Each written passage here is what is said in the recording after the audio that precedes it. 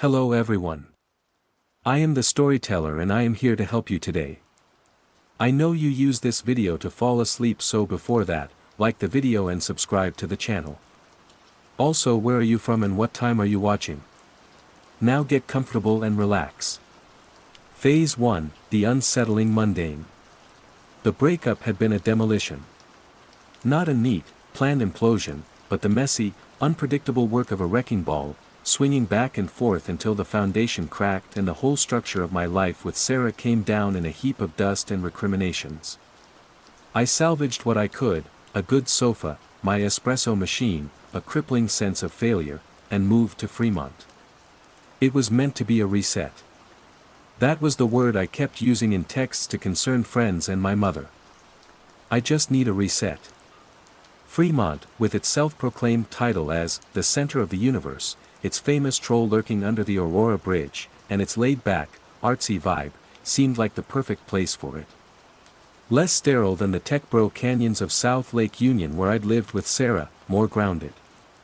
I found a second-floor apartment in a converted Craftsman, a classic Seattle dwelling with good bones and a persistent scent of old wood and damp earth. My freelance UX design work meant I could live anywhere with a fiber optic connection, so I nested. I built a fortress of solitude out of IKEA furniture, blackout curtains, and the steady, percussive rhythm of my keyboard. For the first few weeks, the reset worked. My routine was my armor. Wake up at 7, grind beans, pull a shot of espresso. Work from 8 until lunch. A walk along the canal, watching the drawbridge rise for sailboats with a slow, majestic grace. More work. In the evenings, I'd cook something simple, stream a show, and try not to check Sarah's social media. The quiet was a balm. The anonymity of a new neighborhood was a relief. I was just a guy in a window, another laptop casting a bluish glow into the Pacific Northwest twilight. The first time I saw it, I blamed the espresso. It was nearly 2 a.m. I was tweaking a wireframe for a new client, a task both mind-numbing and detail-intensive. My eyes felt like they were full of sand.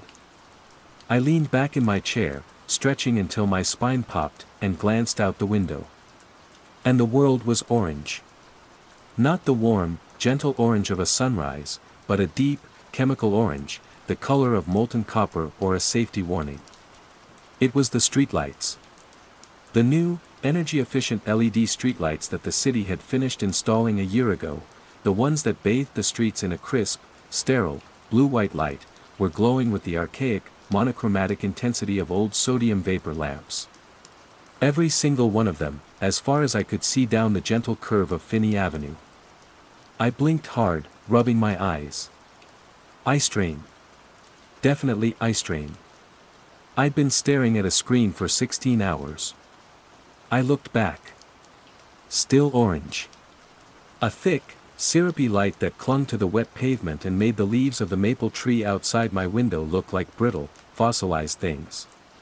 It felt wrong. It was a deeply, fundamentally wrong color. I got up and pressed my face to the cool glass. The light didn't flicker or pulse. It was just a steady, unwavering, incorrect glow. I fumbled for my phone, squinting against its familiar white screen. I googled Fremont power outage, Seattle street light maintenance, city testing new light bulbs. Nothing. Not a single post on the city's website, no chatter on Twitter, nothing on the local Reddit sub. I aimed my phone's camera out the window to take a picture. Through the screen, the light looked white. A little grainy, a little blown out from the low light, but undeniably the harsh, digital white it was supposed to be.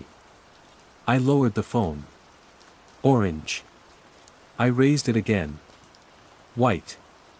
My phone's auto-white balance was correcting the scene, refusing to acknowledge the reality my eyes were seeing. A knot of frustration and a new, unfamiliar anxiety tightened in my gut. I told myself it was a test. They were testing something. I closed my new blackout curtains, plunging the room into absolute darkness, and went to bed. The next morning, I woke up, and before I even made coffee, I peeked through the curtains. The sky was the usual pewter gray, and the streetlights were off, their daytime duty of just existing fulfilled. The world was its normal, full-spectrum color. I felt a wave of relief so profound it made me dizzy. It had been eye strain. Stress. A weird dream. I laughed at myself, the sound hollow in the quiet apartment. That day, I forced myself to take a longer walk. I needed to reconnect with the tangible world. I saw my downstairs neighbor, Mrs. Gable, tending to her prize-winning rose bushes. She was usually a fountain of neighborhood gossip, her words tumbling out in a cheerful, breathless rush. "Morning, Mrs. Gable," I called out. She looked up slowly, her head tilting at an angle. Her eyes, usually twinkling with amusement, were placid.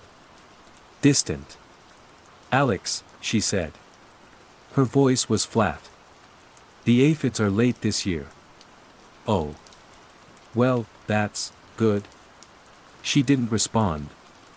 She was staring at a single, perfectly formed rosebud, her expression one of intense, vacant concentration. She reached out a gloved hand, her fingers hovering an inch from a petal, not touching it, just holding the position. She stayed that way for a full 10 seconds, motionless.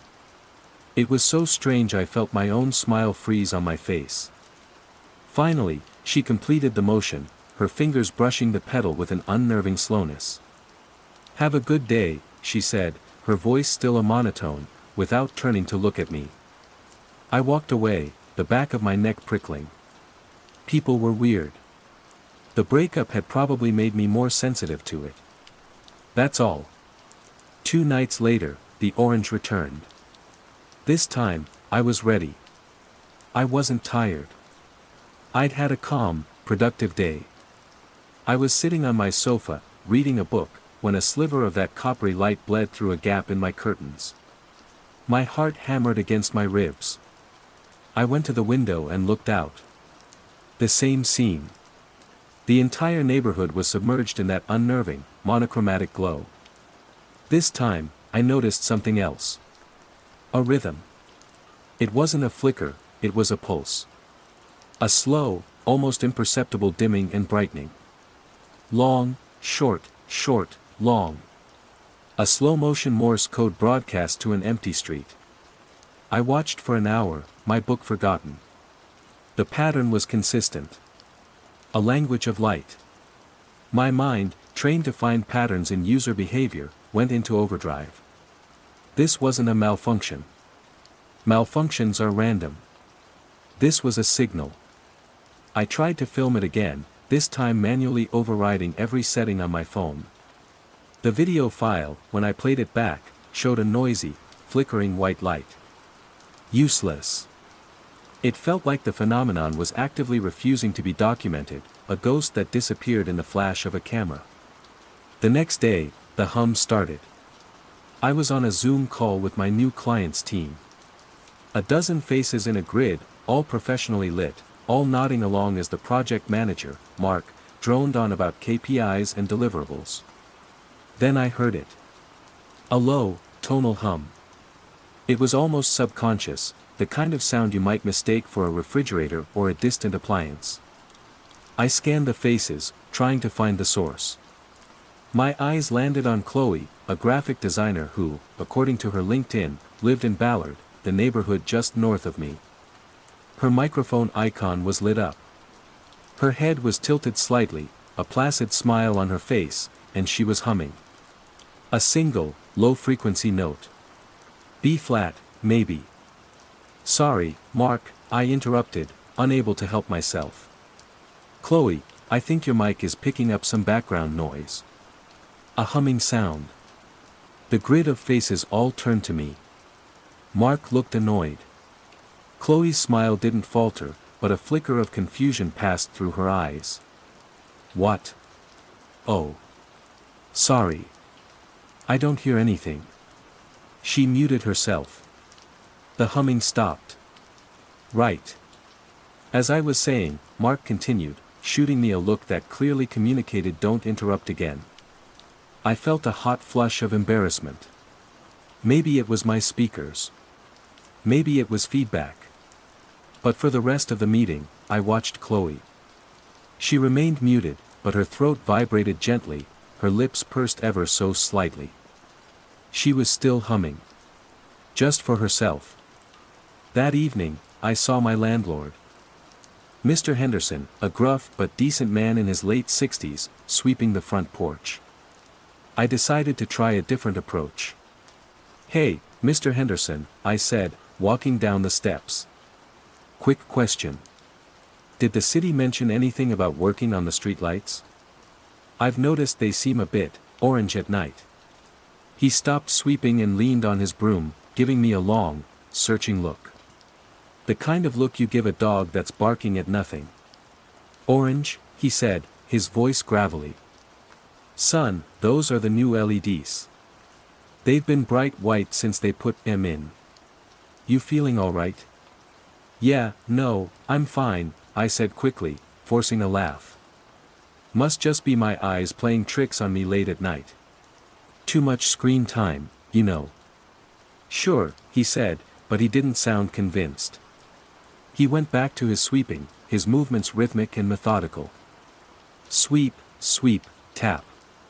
Sweep, sweep, tap. I went back inside, the door clicking shut behind me, and the silence of my apartment felt different. It was no longer peaceful. It felt like the silence of a held breath. My reset was failing. The world I had tried to simplify was becoming incomprehensible. I was living in a fortress, but the thing I was afraid of wasn't outside.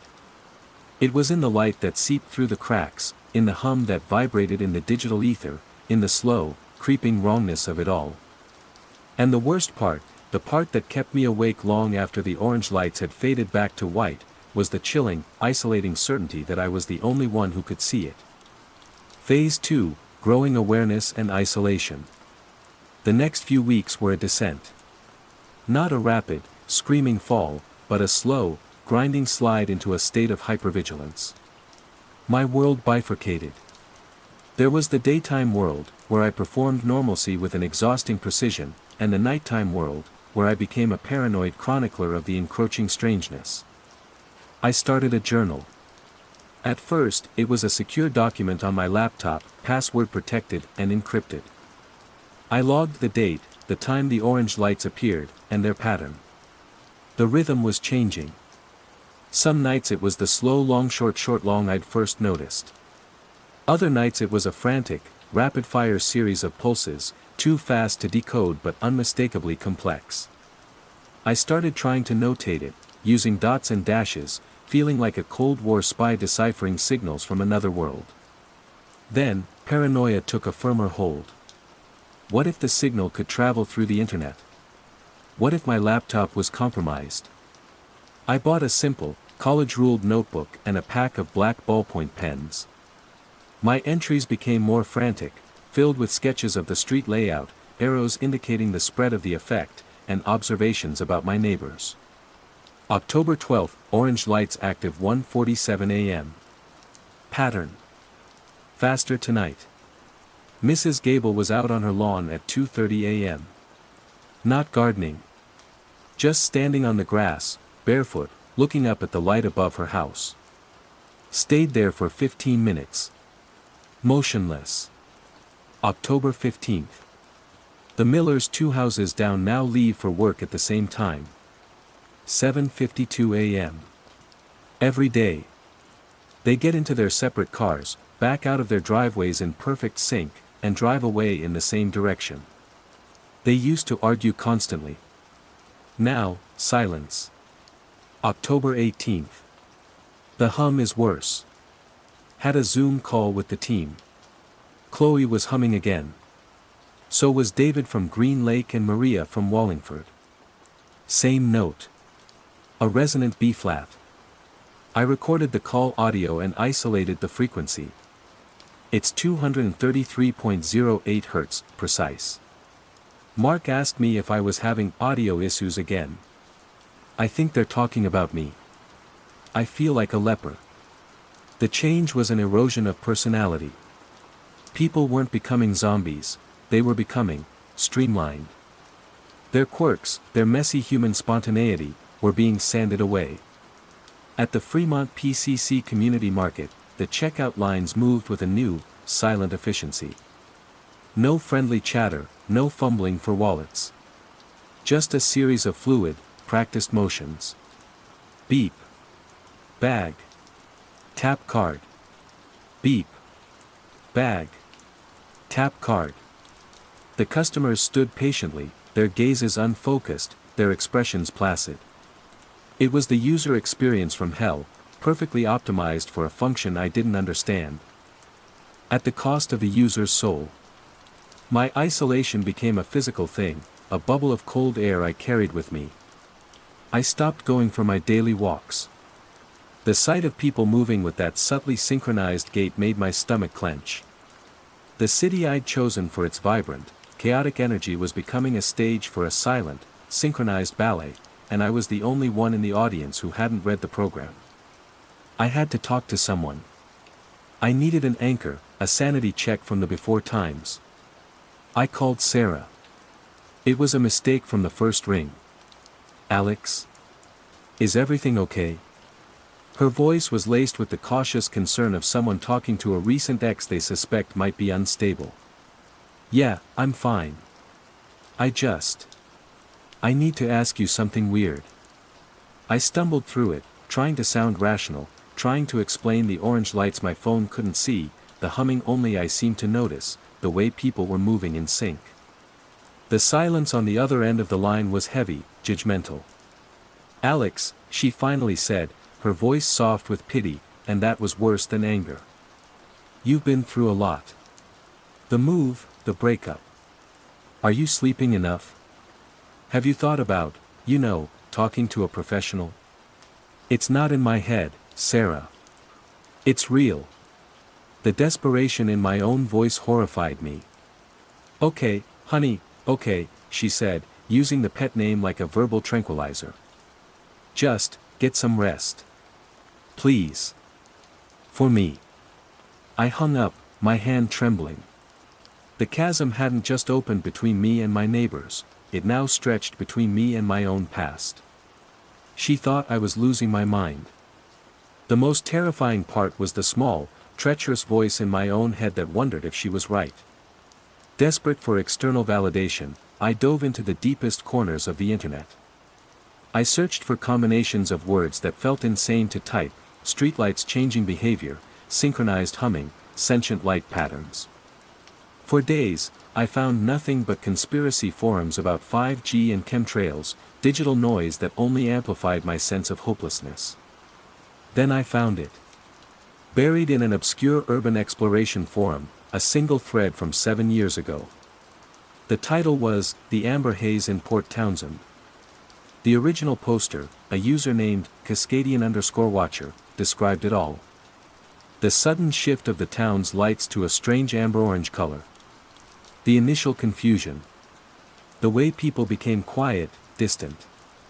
The subtle behavioral loops. Cascadian_Watcher, Post 1. Has anyone else in PT noticed this? For the last week, the lights on Water Street have been this weird amber color at night. The city says nothing's wrong. Am I going crazy? Cascadian_Watcher, Post 2. It's getting weirder. People are off. My neighbor just stands in his yard and stares at the bay for hours. The baristas at the coffee shop move like they're all part of the same machine. It's quiet. Too quiet. Cascadian_Watcher, Post 3. The light has a pulse. I know it does. It's talking. It's telling them what to do. I tried to film it but my camera won't see it. They don't see it. They just obey. I have to get out of here. And then, nothing.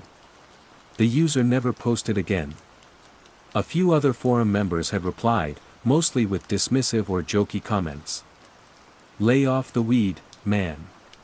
But one reply stood out, from a different user, posted a year after the thread had died. Reply from user A_Thorn_UW. At Cascadian_Watcher, if you ever see this, please contact me. I believe you. I'm a researcher at the University of Washington studying non-standard EM spectrum effects on neurobiology.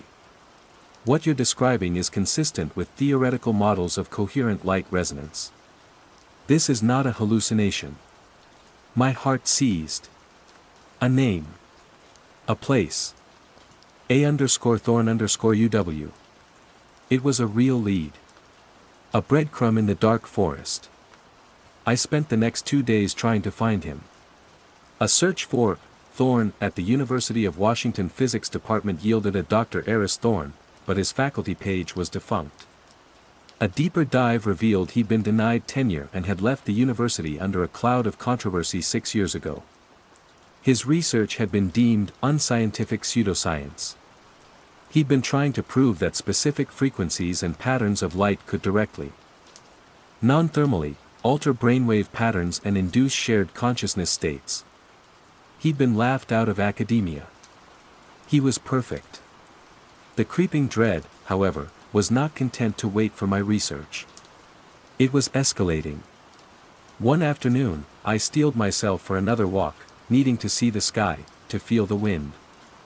I walked towards the Aurora Bridge, to the Fremont Troll, the giant, concrete guardian of the neighborhood. It had always been a comforting piece of local weirdness, a tourist trap that locals still loved. But the scene I found there was chilling. A group of about 15 people were gathered in the space under the bridge. They weren't taking photos. They weren't talking or laughing. They stood in a loose semicircle, facing the troll, their bodies still, their faces blank. Some were locals I recognized from the market, others were clearly tourists, their rental cars parked nearby. They were all just staring. A silent, unmoving congregation. And then I heard it, amplified by the acoustics of the underpass. The hum. Not from one person, but from all of them. A multi-part harmony of that same B-flat note, rising and falling in a soft, meditative wave. It was a choir. A church service. And their god was a 2-ton sculpture of a fairy tale monster clutching a real Volkswagen Beetle. The familiar had not just become alien, it had become profane. A sacred weirdness had been co-opted and turned into something hollow and terrifying. I backed away slowly, my breath catching in my throat. The hum followed me, a sound that seemed to vibrate in my bones. I ran back to my apartment, locked the door, and leaned against it, panting. The bubble of my isolation hadn't just separated me from others. It was shrinking. The outside world, the new outside world, was pressing in, and I knew with a sickening certainty that if I didn't find Dr. Eris Thorn, it wouldn't be long before the bubble popped and I would be submerged in the quiet, humming tide. Phase 3, the nature of the threat and escalation. Finding Dr. Thorn was like chasing a ghost. His university email was defunct, his published phone numbers disconnected. He had fallen off the academic and social grid. But his controversial research papers were still archived, and in the acknowledgments of one particularly dense article on bioresonant frequencies in coherent light, I found it, a thank you to a private research group, the Photic Institute, with a non-university email address listed for correspondence. I composed the email a dozen times, deleting and rewriting, trying to strike the perfect balance between desperate and credible. I settled on blunt honesty, detailing my observations in a clinical, UX designer-like fashion, the specific orange hue, the notated pulse patterns, the 233.08 Hz hum, the synchronized behaviors, the incident at the troll. I attached a link to the old forum thread from Cascadian_Watcher. I titled the email, Urgent, Coherent Light Resonance in Seattle. I hit send and felt a profound sense of having either just saved myself or signed my own death warrant. For 2 days, there was no reply. The orange lights continued their nightly broadcast. The hum on my work calls grew louder, a chorus of vacant productivity. I started seeing more overt environmental shifts. One evening, staring out my window, I watched the shadow of the maple tree on the pavement. The wind was still, but the shadow's branches writhed, stretching and contracting like dark tentacles, their movements completely untethered from the object casting them. I felt a surge of vertigo, as if the fundamental laws of physics were being casually revised. Another time, I glanced at the corner of the building across the street and for a split second, the right angle wasn't a right angle. It was something sharper, an impossible geometry that made my brain ache, and then it snapped back into place. I was beginning to understand. The light wasn't just a signal to be obeyed. It was a broadcast that was literally rewriting the source code of our reality, starting with the most complex and susceptible processors in the environment, human brains. Now, it was starting to corrupt the base rendering of the world itself. This wasn't a psychological contagion, it was a physics-based one. We weren't going mad, the universe was. Then, an email appeared in my inbox. From Subject, urgent, coherent light resonance in Seattle. Mr., my last name. Your observations are precise. I am in Seattle. We should speak. Not on the phone. Meet me tomorrow, 4 p.m. The plaza at Gas Works Park. Come alone. Delete this email. The relief was so intense it felt like a physical blow. I wasn't alone. Someone understood. Someone believed me. Gas Works Park was a skeletal ruin on the north shore of Lake Union, the rusted remains of a former gasification plant looming over the city skyline. It was the perfect place for a clandestine meeting, a landscape of industrial decay and scenic beauty. I arrived early, my nerves shot. The park was sparsely populated with joggers and tourists taking pictures of the Seattle skyline.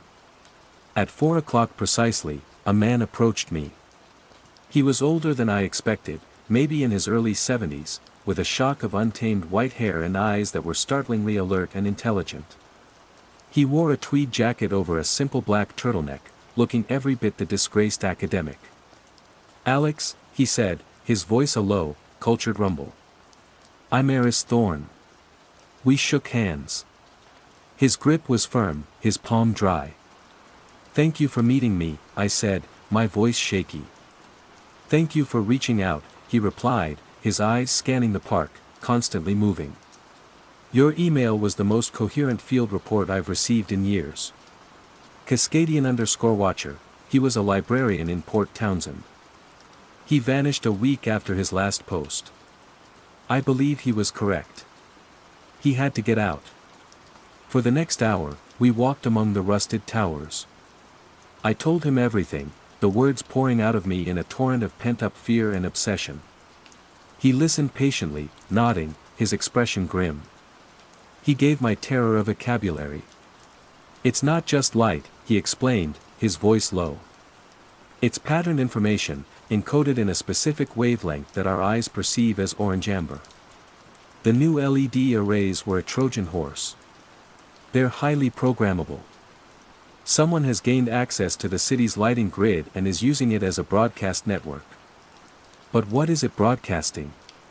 I asked. "A resonance frequency. It aligns the brain's neural oscillations. The hum you hear. That B-flat. It's the carrier wave. It primes the brain to accept a new set of instructions, overriding instinct and individual consciousness with a collective, networked intelligence.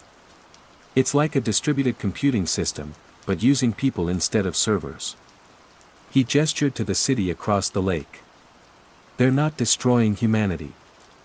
They're upgrading it into something more efficient. Less chaotic." Hearing my fears articulated in the cold language of science was both terrifying and profoundly validating. My sanity felt restored, even as my understanding of the threat deepened. "Who is doing this?" I asked. "Why?" Thorne's gaze became distant. "That, I don't know. A government? A corporation? A foreign power? Or something else entirely, something that sees our chaotic world as an untapped resource to be organized." He stopped and looked at me, his expression grave. "The phenomenon is accelerating. The shadow distortions, the geometric shifts, that's a secondary effect.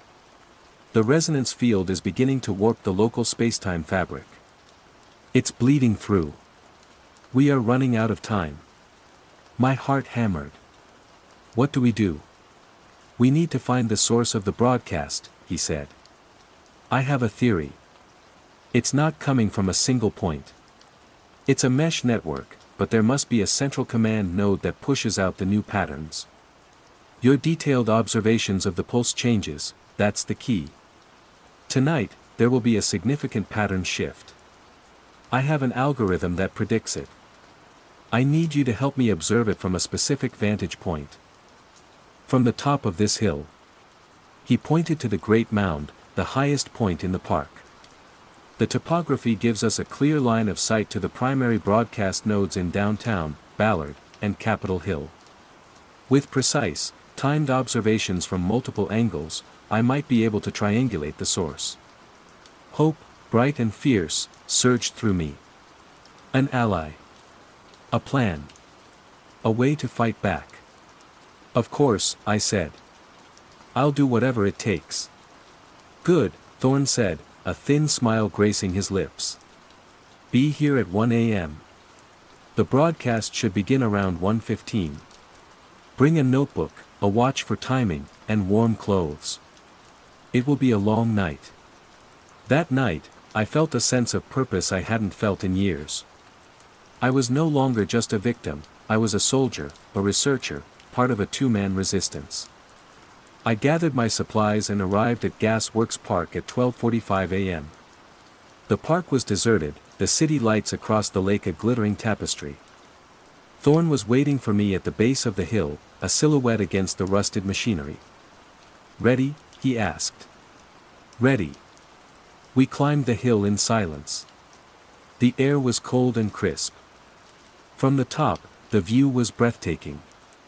The entire city was laid out before us. I could see the lights of Fremont, Ballard, Wallingford, the University District, all laid out like a circuit board. It will begin any moment, Thorne said, his voice hushed with anticipation. We stood side by side, watching, waiting. At 1:14 a.m., it happened. Like a wave, the blue-white LEDs across the northern half of the city flickered and switched to that deep, ominous orange. It was faster than before, more decisive. A citywide activation. It's beautiful, isn't it? Thorne whispered. I looked at him. His face, illuminated by the orange glow, was not one of clinical observation. It was one of rapturous awe. A cold dread, far deeper than any I had felt before, began to seep into my bones. The end of loneliness, Alex, he said, his voice soft. The end of conflict, of pointless anxiety. Perfect harmony. A symphony of consciousness. He turned to me, his intelligent eyes now shining with a terrifying, zealous light. I didn't lie to you. I was a researcher at UW. They laughed at me. But others were listening. People with resources. They saw the potential not for a weapon, but for a cure. A cure for the disease of the individual soul. You helped them. I stammered, taking a step back. I provided the theoretical framework, he said, a proud, paternal smile on his face. I thought I was designing mass therapy. A way to bring peace. They've perfected it. He pointed across the lake, towards a tall communications tower on Queen and Hill that was now pulsing with a faint, strobing orange light, invisible from my apartment but clear from here. The central node. It sends the signal, and the streetlights act as repeaters, blanketing the city in a field of pure coherence. The pieces clicked into place with horrifying clarity. The email. The meeting. It wasn't a call for help. It was a recruitment. He wasn't studying the phenomenon, he was admiring his handiwork. Then I heard it. Starting softly, then growing in volume. A low B-flat hum. It wasn't coming from the city. It was coming from Thorne. He was humming his creation's hymn. You're one of them, I whispered, the words tasting like ash. I was the first of them, he corrected gently. The first volunteer. They needed a proof of concept. And I have never felt such peace. He took a step towards me, his hands open in a gesture of invitation. Don't you want this, Alex? Don't you want the fear to end? You've seen the chaos. The pain. Your breakup. Your anxiety. You can let it all go. Just stay. Watch the light. Listen to the music. Join the choir. My ally was the high priest of the contagion. The subplot wasn't a subplot, it was the main plot, and I had walked right into its heart. Below us, at the base of the hill, figures began to emerge from the darkness. Dozens of them, moving with that same slow, synchronized gait, drawn to the hill, to the broadcast, to us. They weren't coming to attack me. They were my welcoming committee. My new congregation. And their quiet, resonant hum was rising on the cold night air. Phase 4, Confrontation/Revelation and Aftermath. My confrontation wasn't with a monster or a villain. It was with a paradise. Thorn wasn't threatening me with death, he was offering me salvation. That was the most insidious horror of it all. He stood there, bathed in the orange glow he had helped create, his face a mask of serene conviction. The approaching figures from the base of the hill weren't a mob, they were parishioners, their faces placid, their movements unhurried. The sound of their collective hum was no longer just a B-flat note, it was a chord, rich and complex, a siren song that promised to smooth over the jagged edges of my panic, to dissolve my identity into a warm, collective sea. It doesn't hurt, Thorn said, his voice a soothing balm against the raw terror in my mind. It's like remembering a song you didn't know you'd forgotten. A fundamental harmony. All the noise in your head just stops. My body was screaming at me to run, but my mind was wavering. He was right. I was exhausted. Exhausted from the fear, from the isolation, from the constant, grinding effort of being me. The breakup, the loneliness, the gnawing anxiety that my life was a series of poorly designed user flows leading to a 404 error, the orange light promised an end to all of it. A final, perfect UX. All I had to do was stop fighting. Let go. Look at the light. Join the hum. One of the figures reached the top of the hill. It was a young woman in a running jacket. Her eyes were unfocused, her expression beatific. She stopped a few feet from us and stood, swaying gently, humming. The sound was so close now, a physical vibration that I could feel in my chest. It was strangely beautiful. For a terrifying second, I wanted it. I craved it. What snapped me out of it was a detail. A small, stupid, human detail. I thought of Sarah, of the way she used to laugh, a messy, snorting sound when a joke really landed. I thought of Mrs. Gable's breathless gossip, the chaotic, vibrant lifeblood of a neighborhood. I thought of the frustrating, illogical, beautiful mess of humanity. This silent, synchronized piece was a desert. An elegant, well-designed desert, but a desert nonetheless. It wasn't an upgrade. It was an erasure. My choice was not between sanity and madness. It was between chaotic, painful life and a placid, humming death. No, I choked out, the word a small, sharp stone against the tide of the hum. Thorn's serene smile faltered, replaced by a look of profound disappointment, the look a father might give a son who has failed him. A shame, he said softly. You see the pattern, but you refuse to see its beauty. I didn't wait for another word. I turned and ran. I shoved past the humming woman, her body as yielding and unresponsive as a mannequin. I scrambled down the steep, grassy hill, stumbling, my lungs burning. The chorus of hums swelled behind me, not in anger, but in a kind of resonant, mournful farewell. It wasn't a chase. They wouldn't pursue. They didn't need to. In their new reality, those who refused the signal were simply irrelevant. Bugs in the code that would eventually be patched. I reached my car, my hands shaking so badly I could barely get the key in the ignition. The engine roared to life, a beautiful, profane noise in the humming silence. I peeled out of the parking lot, my tires squealing, and I didn't look back. I drove. I had no destination, only a vector, east. Away from Seattle, away from the coast, away from the orange glow that I could still see dominating the skyline in my rearview mirror.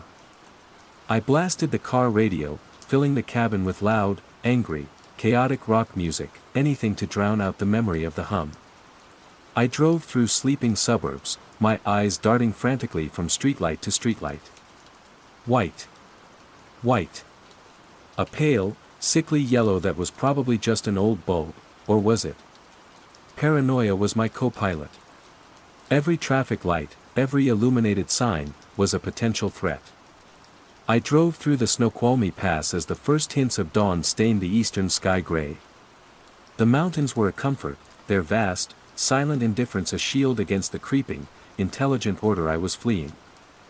I was an escapee, a refugee from a quiet, bloodless coup that no one would ever report on the news because the news anchors would soon be humming, too. Hours later, deep in the sun-bleached plains of eastern Washington, I pulled into a 24-hour diner in a forgotten town that looked like it hadn't changed since 1985.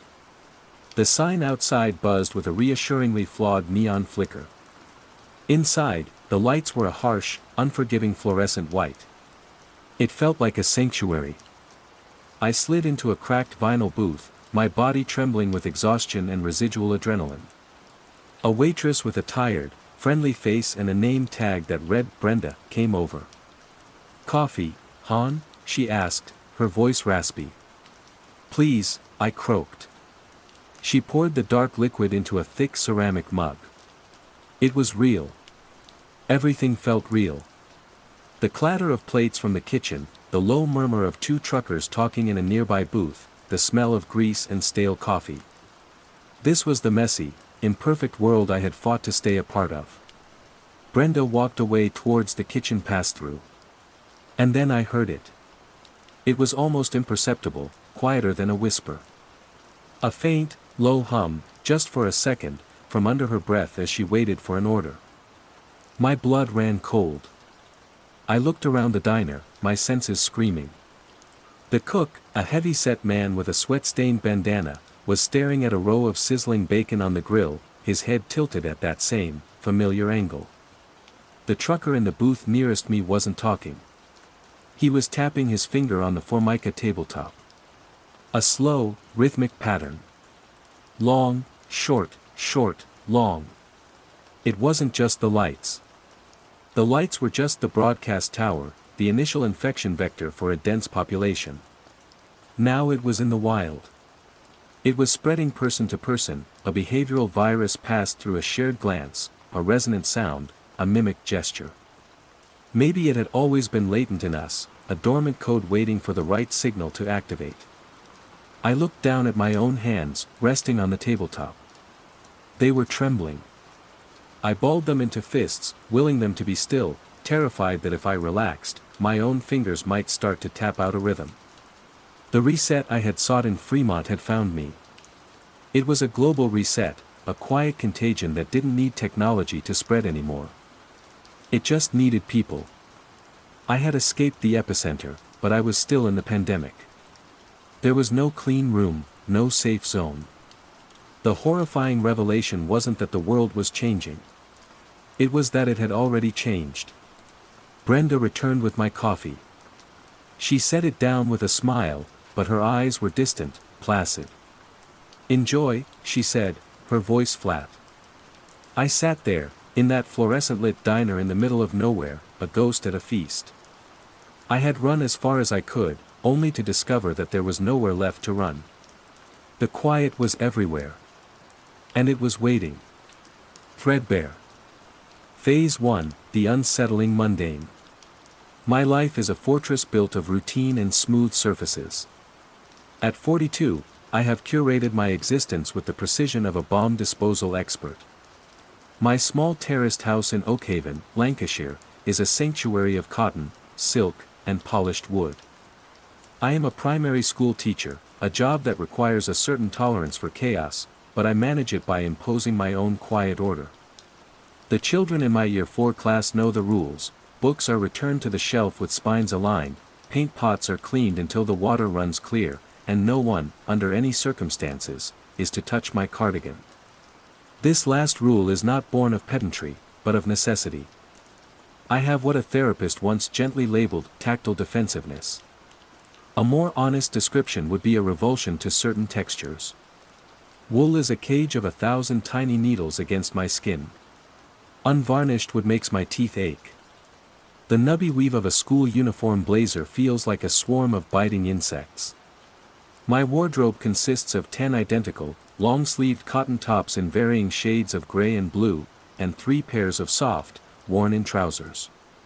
My routine is my armor. My smooth surfaces are my peace.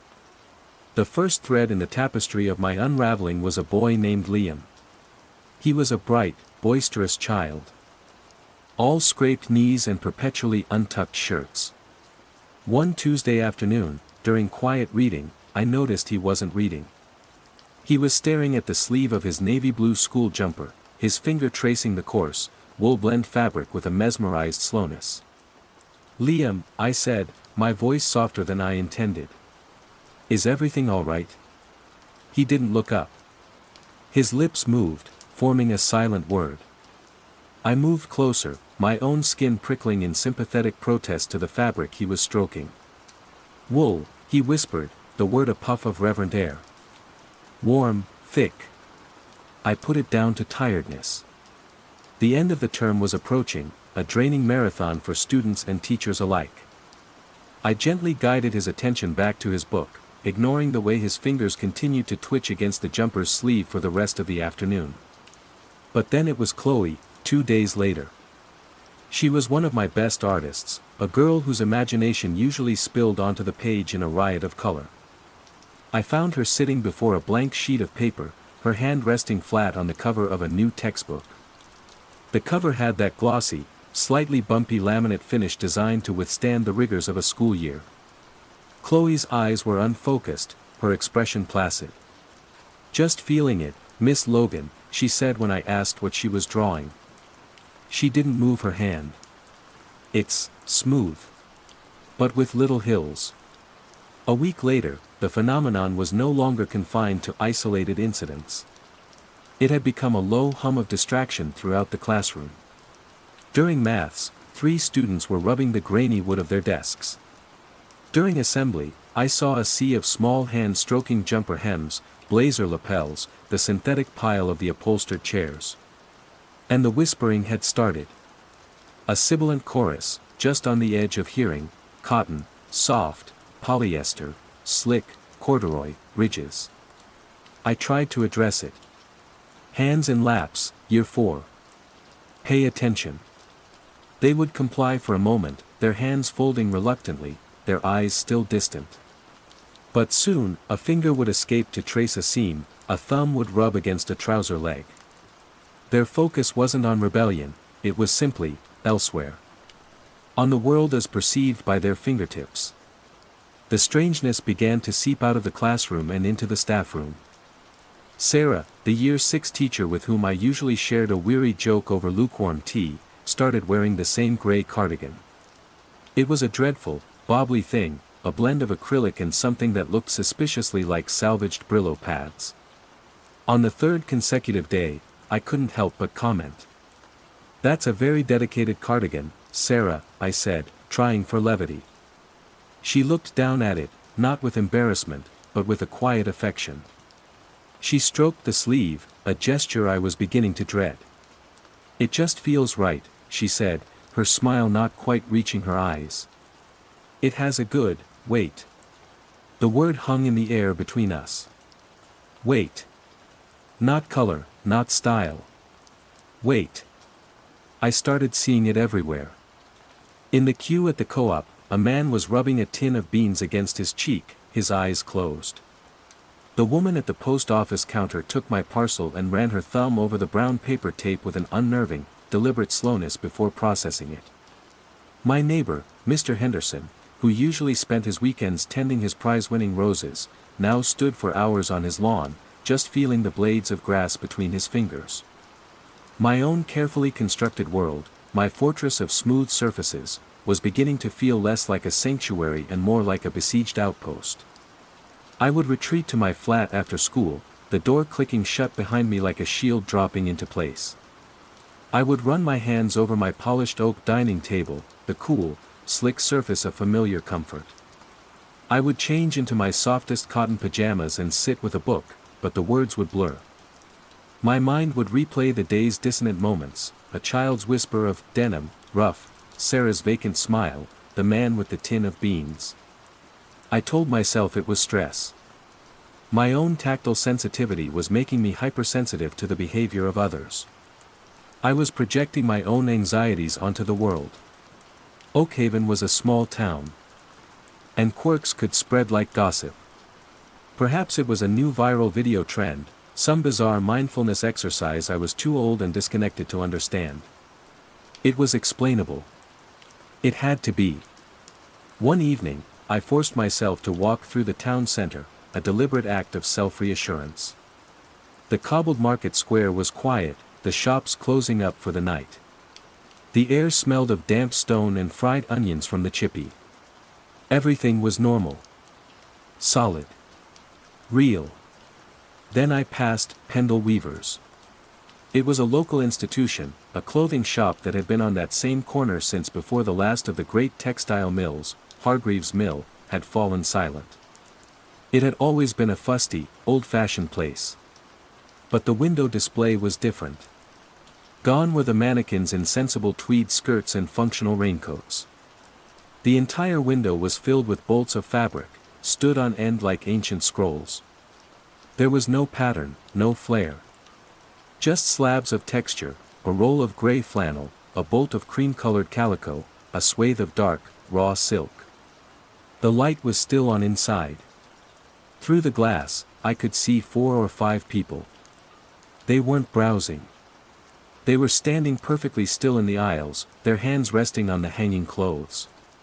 A woman in a smart coat had her entire forearm pressed against a rack of wool jumpers, her head bowed. A young man stood with his palms flat against a display of linen shirts. They were silent. Motionless. Like statues in a museum of touch. At the dark wood counter near the back stood Mr. Finch, the proprietor. He was a tall, stooped man who had seemed ancient even when I was a child. He wasn't sorting receipts or checking stock. He was simply watching his silent patrons, his expression one of profound, unnerving serenity. A cold dread, far slicker and more invasive than any rough texture, slid down my spine. This was not stress.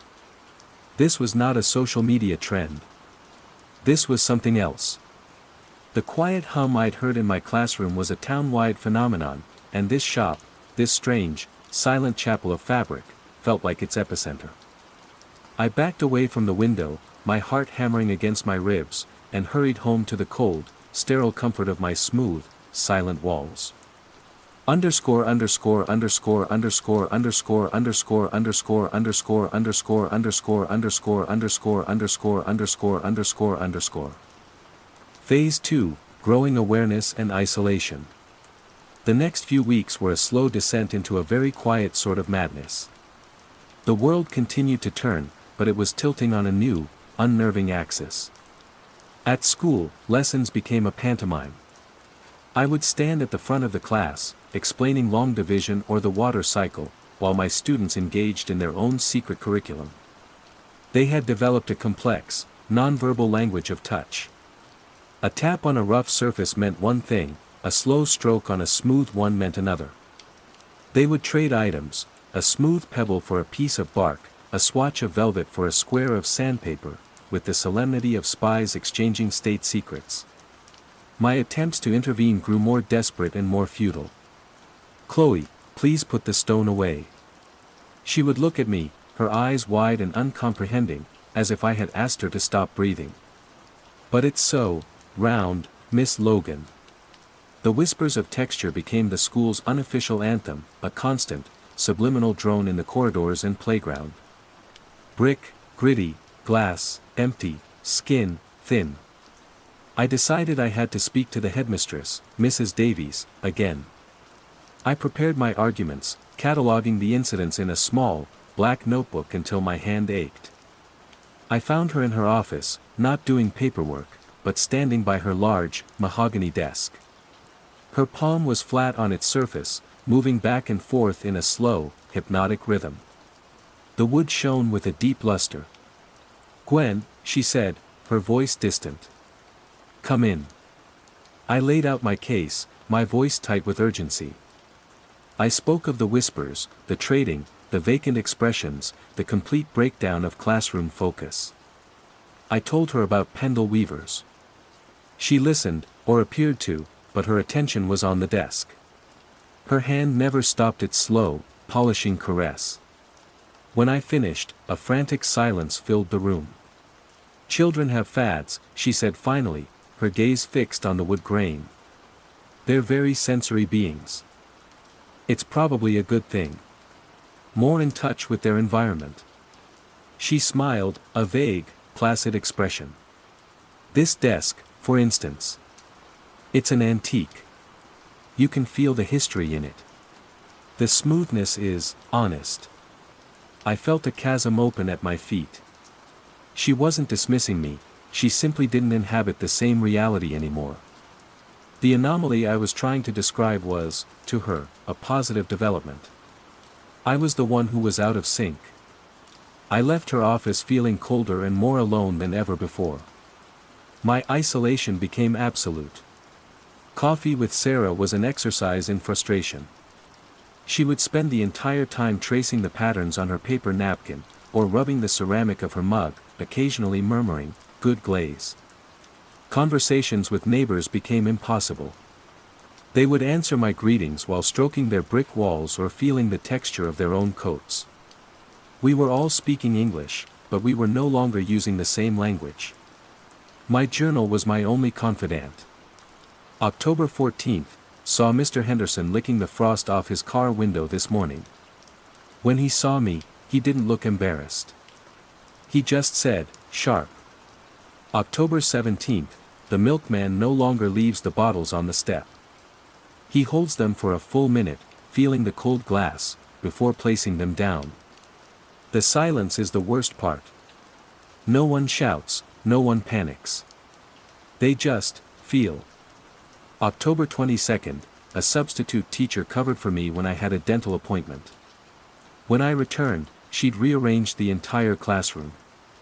Not by subject or name, but by texture. A rough corner with sandpaper, bricks, and bark.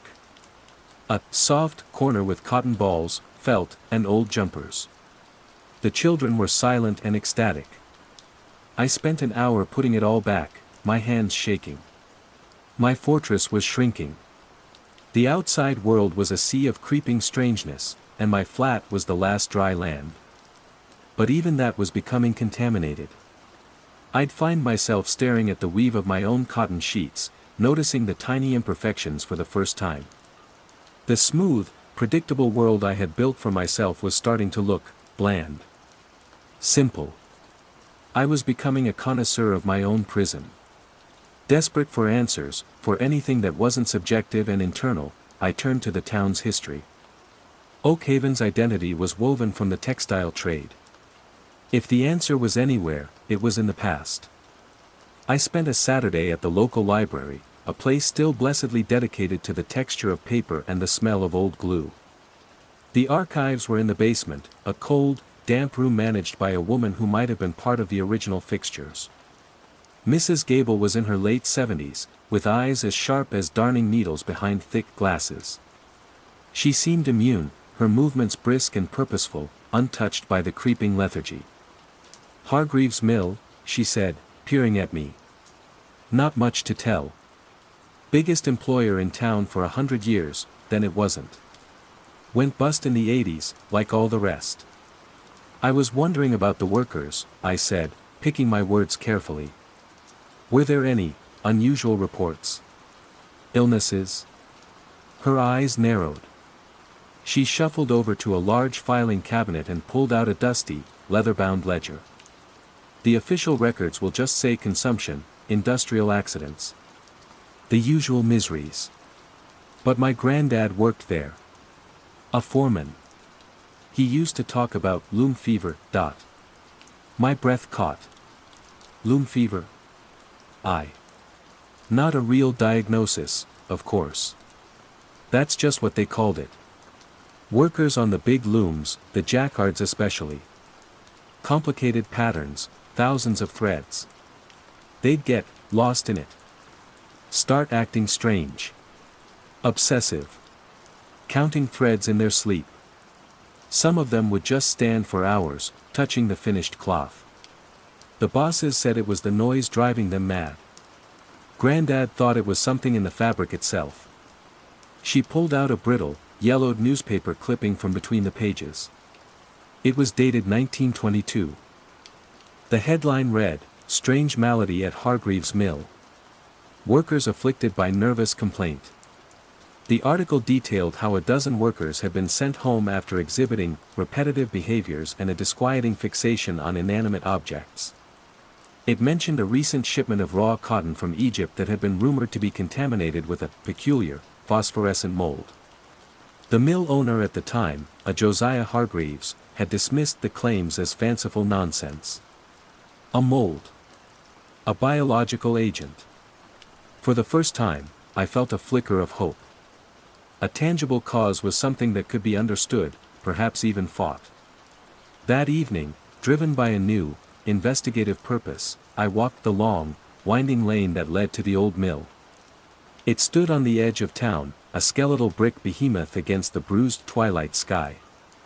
Its windows were smashed teeth, its towering chimney a silent monument to a dead industry. A high, chain-link fence surrounded the property, plastered with warning signs. As I got closer, I saw I wasn't alone. A line of about 30 people was moving slowly along the fence line. Men, women, even a few older children. Sarah was among them. No one spoke. In their hands, each person carried a piece of fabric. A silk scarf. A child's flannel blanket. A strip of tweed. They walked to the main gate, which was chained and padlocked. One by one, they tied their fabric swatches to the metal links, like offerings at a shrine. The gesture was so bizarre, so ritualistic, it terrified me more than anything I had seen before. This wasn't a collection of individual quirks anymore. This was coordinated. This was a pilgrimage. They were communicating, worshipping, something. I watched from the shadows of a sycamore tree as the last person tied a velvet ribbon to the gate. Then, they all turned and walked back towards town in the same unnerving silence. I waited until they were gone, my heart a frantic drum. I looked at the gate, now adorned with dozens of fluttering, pathetic scraps of color. And then I looked up at the dark, silent mill, and I knew that whatever had started in there had never truly finished. It had just been waiting. Underscore underscore underscore underscore underscore underscore underscore underscore underscore underscore underscore underscore underscore underscore underscore underscore. Phase 3, the nature of the threat and escalation. The discovery of loom fever and the pilgrimage to the mill gave my fear a focal point. It was no longer an amorphous dread, but a mystery with a location and a history. A mold, a fungus, an environmental toxin left dormant in the mill's decaying heart, it was a terrifying but rational explanation. I clung to it like a life raft. My next visit was to Mrs. Gable. I found her not in the library, but at her home, a small cottage crammed with books and historical artifacts. I told her what I'd seen at the mill. She nodded slowly, her expression grim. "It always comes back to the mill," she murmured, more to herself than to me. She led me to a table covered in old maps and photographs. My granddad said the strangeness was worst in the weaving shed, where they used the Egyptian cotton. He said the mold, if that's what it was, seemed to like wool best. Said it made the fibers sing. Sing. The word sent a chill through me.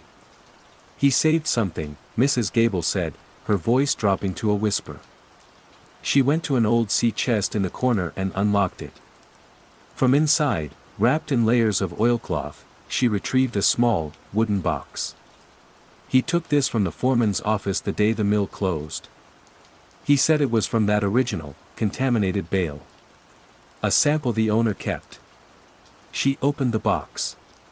Inside, nestled on a bed of faded velvet, was a small, desiccated tuft of cotton. It was grayish-yellow, brittle with age. It looked utterly ordinary. But as I leaned closer, I saw it. A faint, almost imperceptible shimmer on the fibers, a dusting of something that caught the light with a pale, greenish phosphorescence. "Don't touch it," she warned, seeing the look on my face. I had no intention of touching it. My own skin, my own senses, were already in revolt. The fortress was being breached from within. The previous day, I had been washing potatoes for my dinner. The rough, earthy skin of a potato, normally a texture I would avoid, had felt interesting. I'd found myself rubbing its coarse surface against my palm, a flicker of alien pleasure running up my arm. I dropped it in the sink as if it were red hot, my hands trembling. Then it happened with a brick wall on my way home from the library. The rough, gritty texture I'd always found abrasive now seemed complex, a miniature landscape of peaks and valleys. I ran my fingers over it, my mind going quiet, the noise of the traffic fading away. For a blissful, terrifying second, the only thing that existed was the communion between my skin and the brick. I snatched my hand back, horrified. My tactile defensiveness, the very core of my identity, the disorder that had defined the boundaries of my world for decades, was not just failing. It was flipping. The world I had perceived as hostile and sharp was beginning to feel inviting. The smooth, safe surfaces of my home were starting to feel silent. Dead. One evening, I caught myself stroking the rough, untreated wood on the back of a kitchen chair, and the sensation was not one of revulsion, but of profound connection. The escalation in town mirrored my own internal decay. The fabric offerings were no longer confined to the mill gate. They appeared on public buildings, on park benches, on the war memorial in the square. A patchwork of silent prayers. The quiet in the streets deepened. People moved more slowly, their attention often captured by the texture of a lamppost, the weave of a stranger's coat, the feel of the pavement beneath their feet. It was a mass hypnosis, a slow-motion collapse of society into a state of sensory meditation. Pendle Weaver's was now open at all hours. Lights burned in its windows through the night.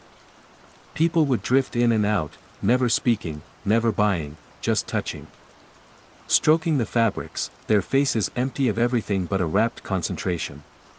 It was the nexus, the temple. And Mr. Finch was its high priest. I knew I had to talk to him. But the thought of entering that silent, charged space filled me with a primal fear.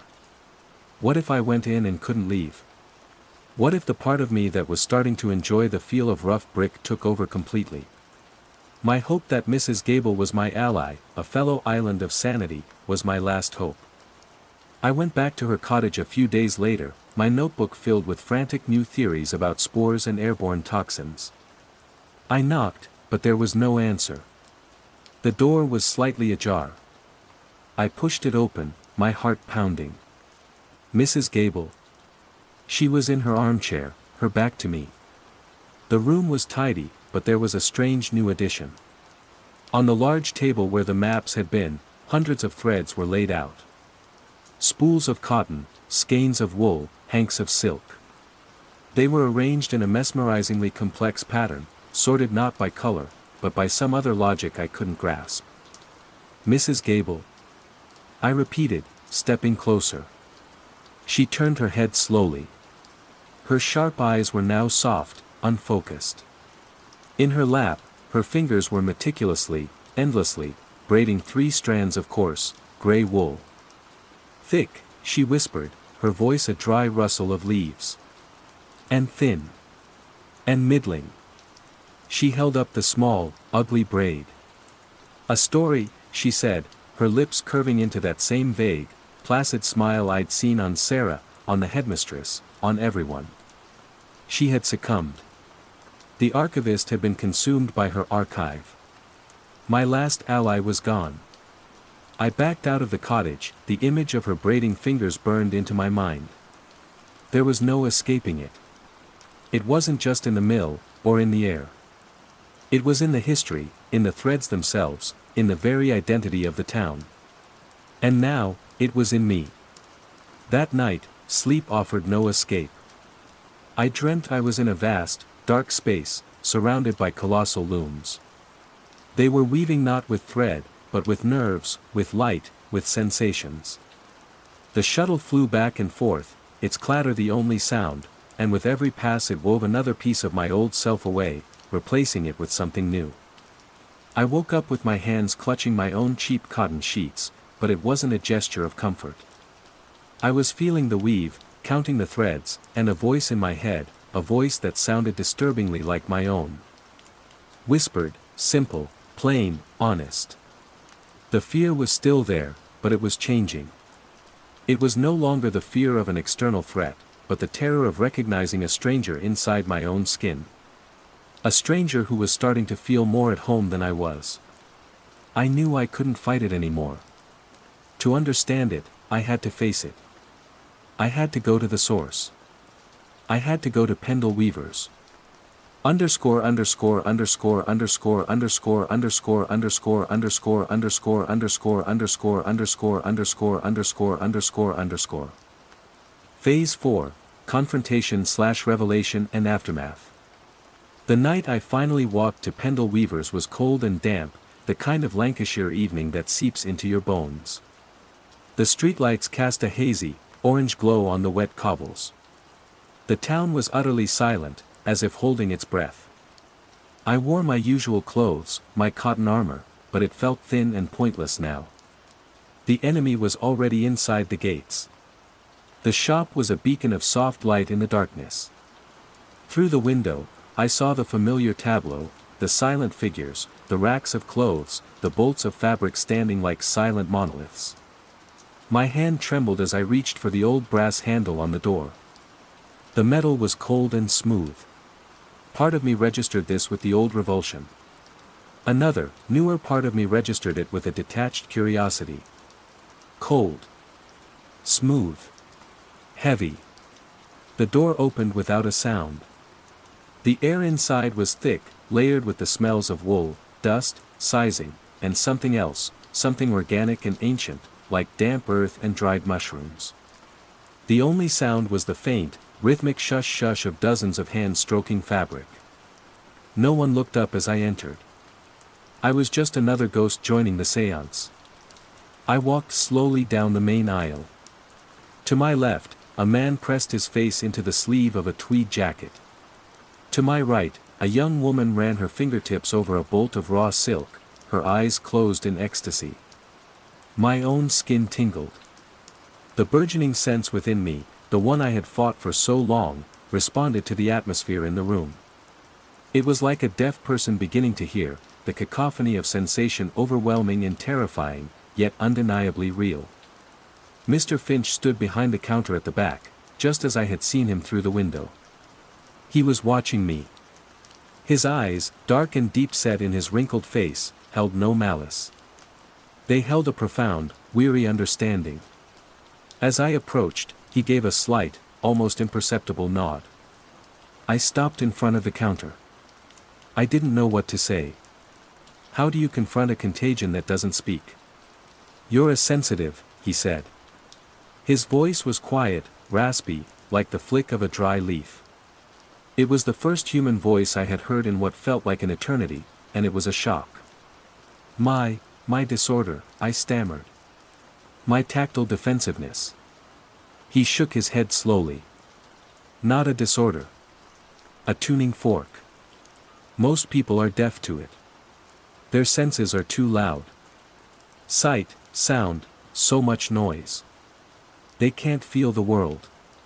You always could. You just learned to fear it. He gestured to the room around us. This isn't an illness, Miss Logan. It's a return. This town, it was built on touch. Generations spent their lives communicating with their hands, reading the story of the world in the language of thread. That knowledge doesn't just disappear. It soaks into the place. Into the bones of the people. The mill, I said, my voice barely a whisper. The mold. A catalyst, he said, nodding. A key. Something from an older place that reminded the blood of what it had forgotten. It unlocked the quiet language. The true sense. He reached under the counter and brought out a small, flat box. It was older than the one Mrs. Gable had, the wood dark and polished by countless hands. He opened it. Inside, on a bed of black velvet, was a swatch of fabric unlike anything I had ever seen. It was woven from threads that seemed to shimmer with their own internal light, some as fine as spider silk, others as coarse as horsehair. The pattern was impossibly complex, seeming to shift and writhe as I looked at it. It made my eyes hurt. The first language, Finch said. The UR text. Before sight. Before sound. There was only this. My carefully constructed logic, my theories of spores and toxins, crumbled into dust. This was not science. This was something far older. Something that defied easy explanation. A form of consciousness communicated through texture. What do you want? I asked, the question feeling foolish and small. Want?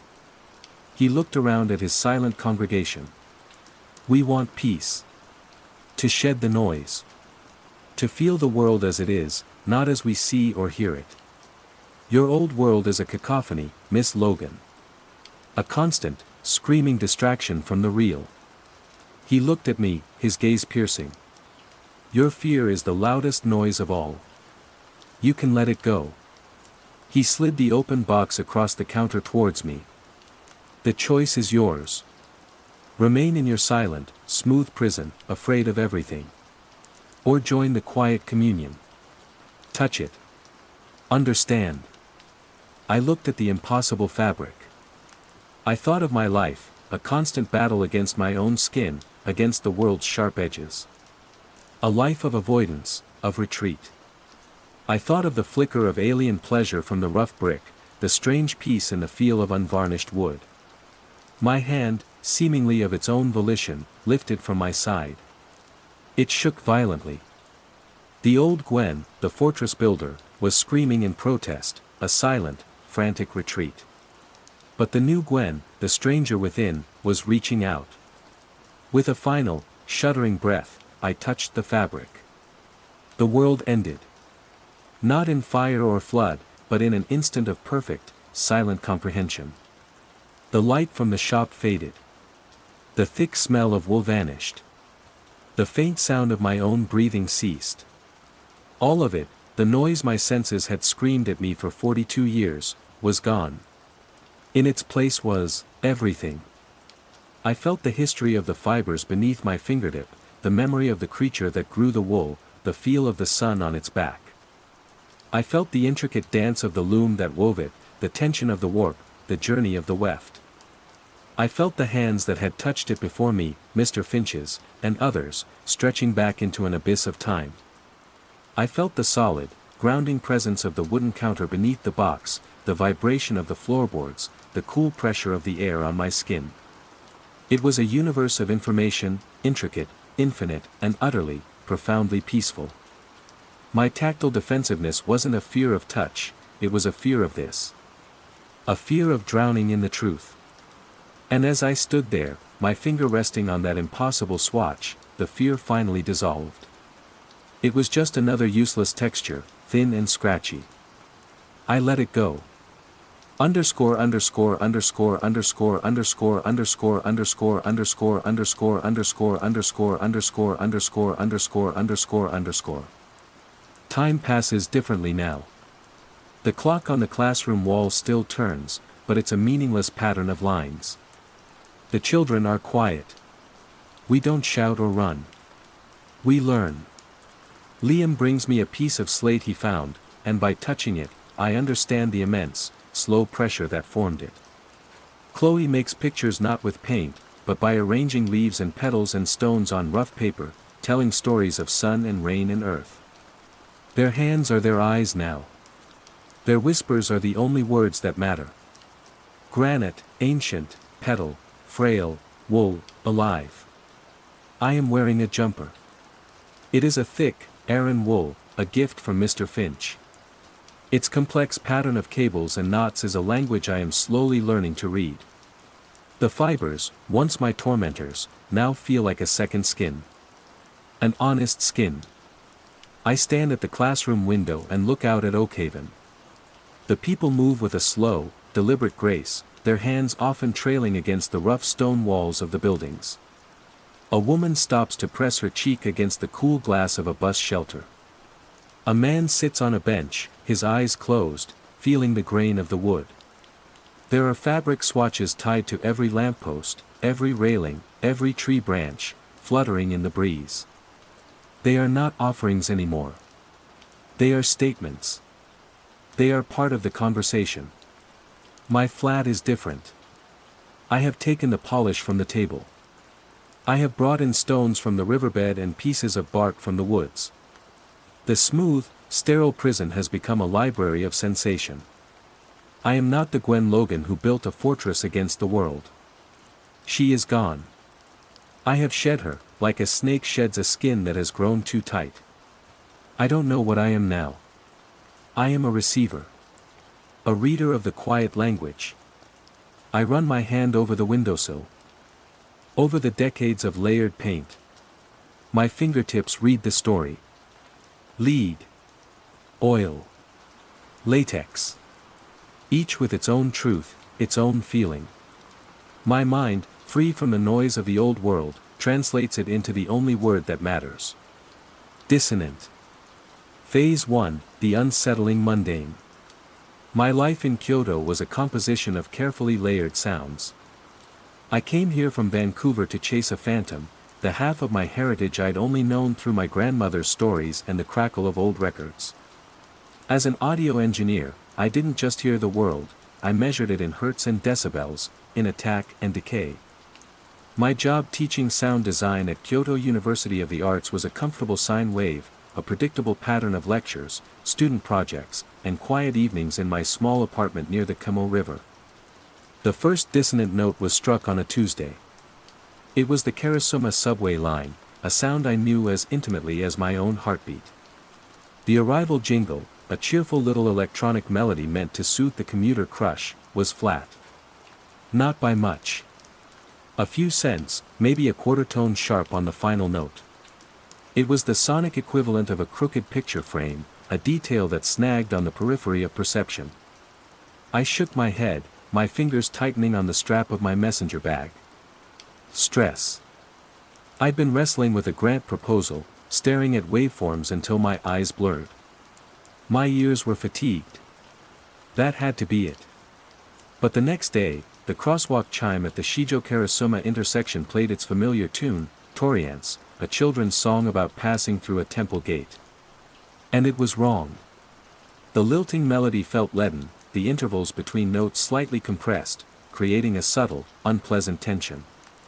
I stopped halfway across the street, a horn blaring behind me.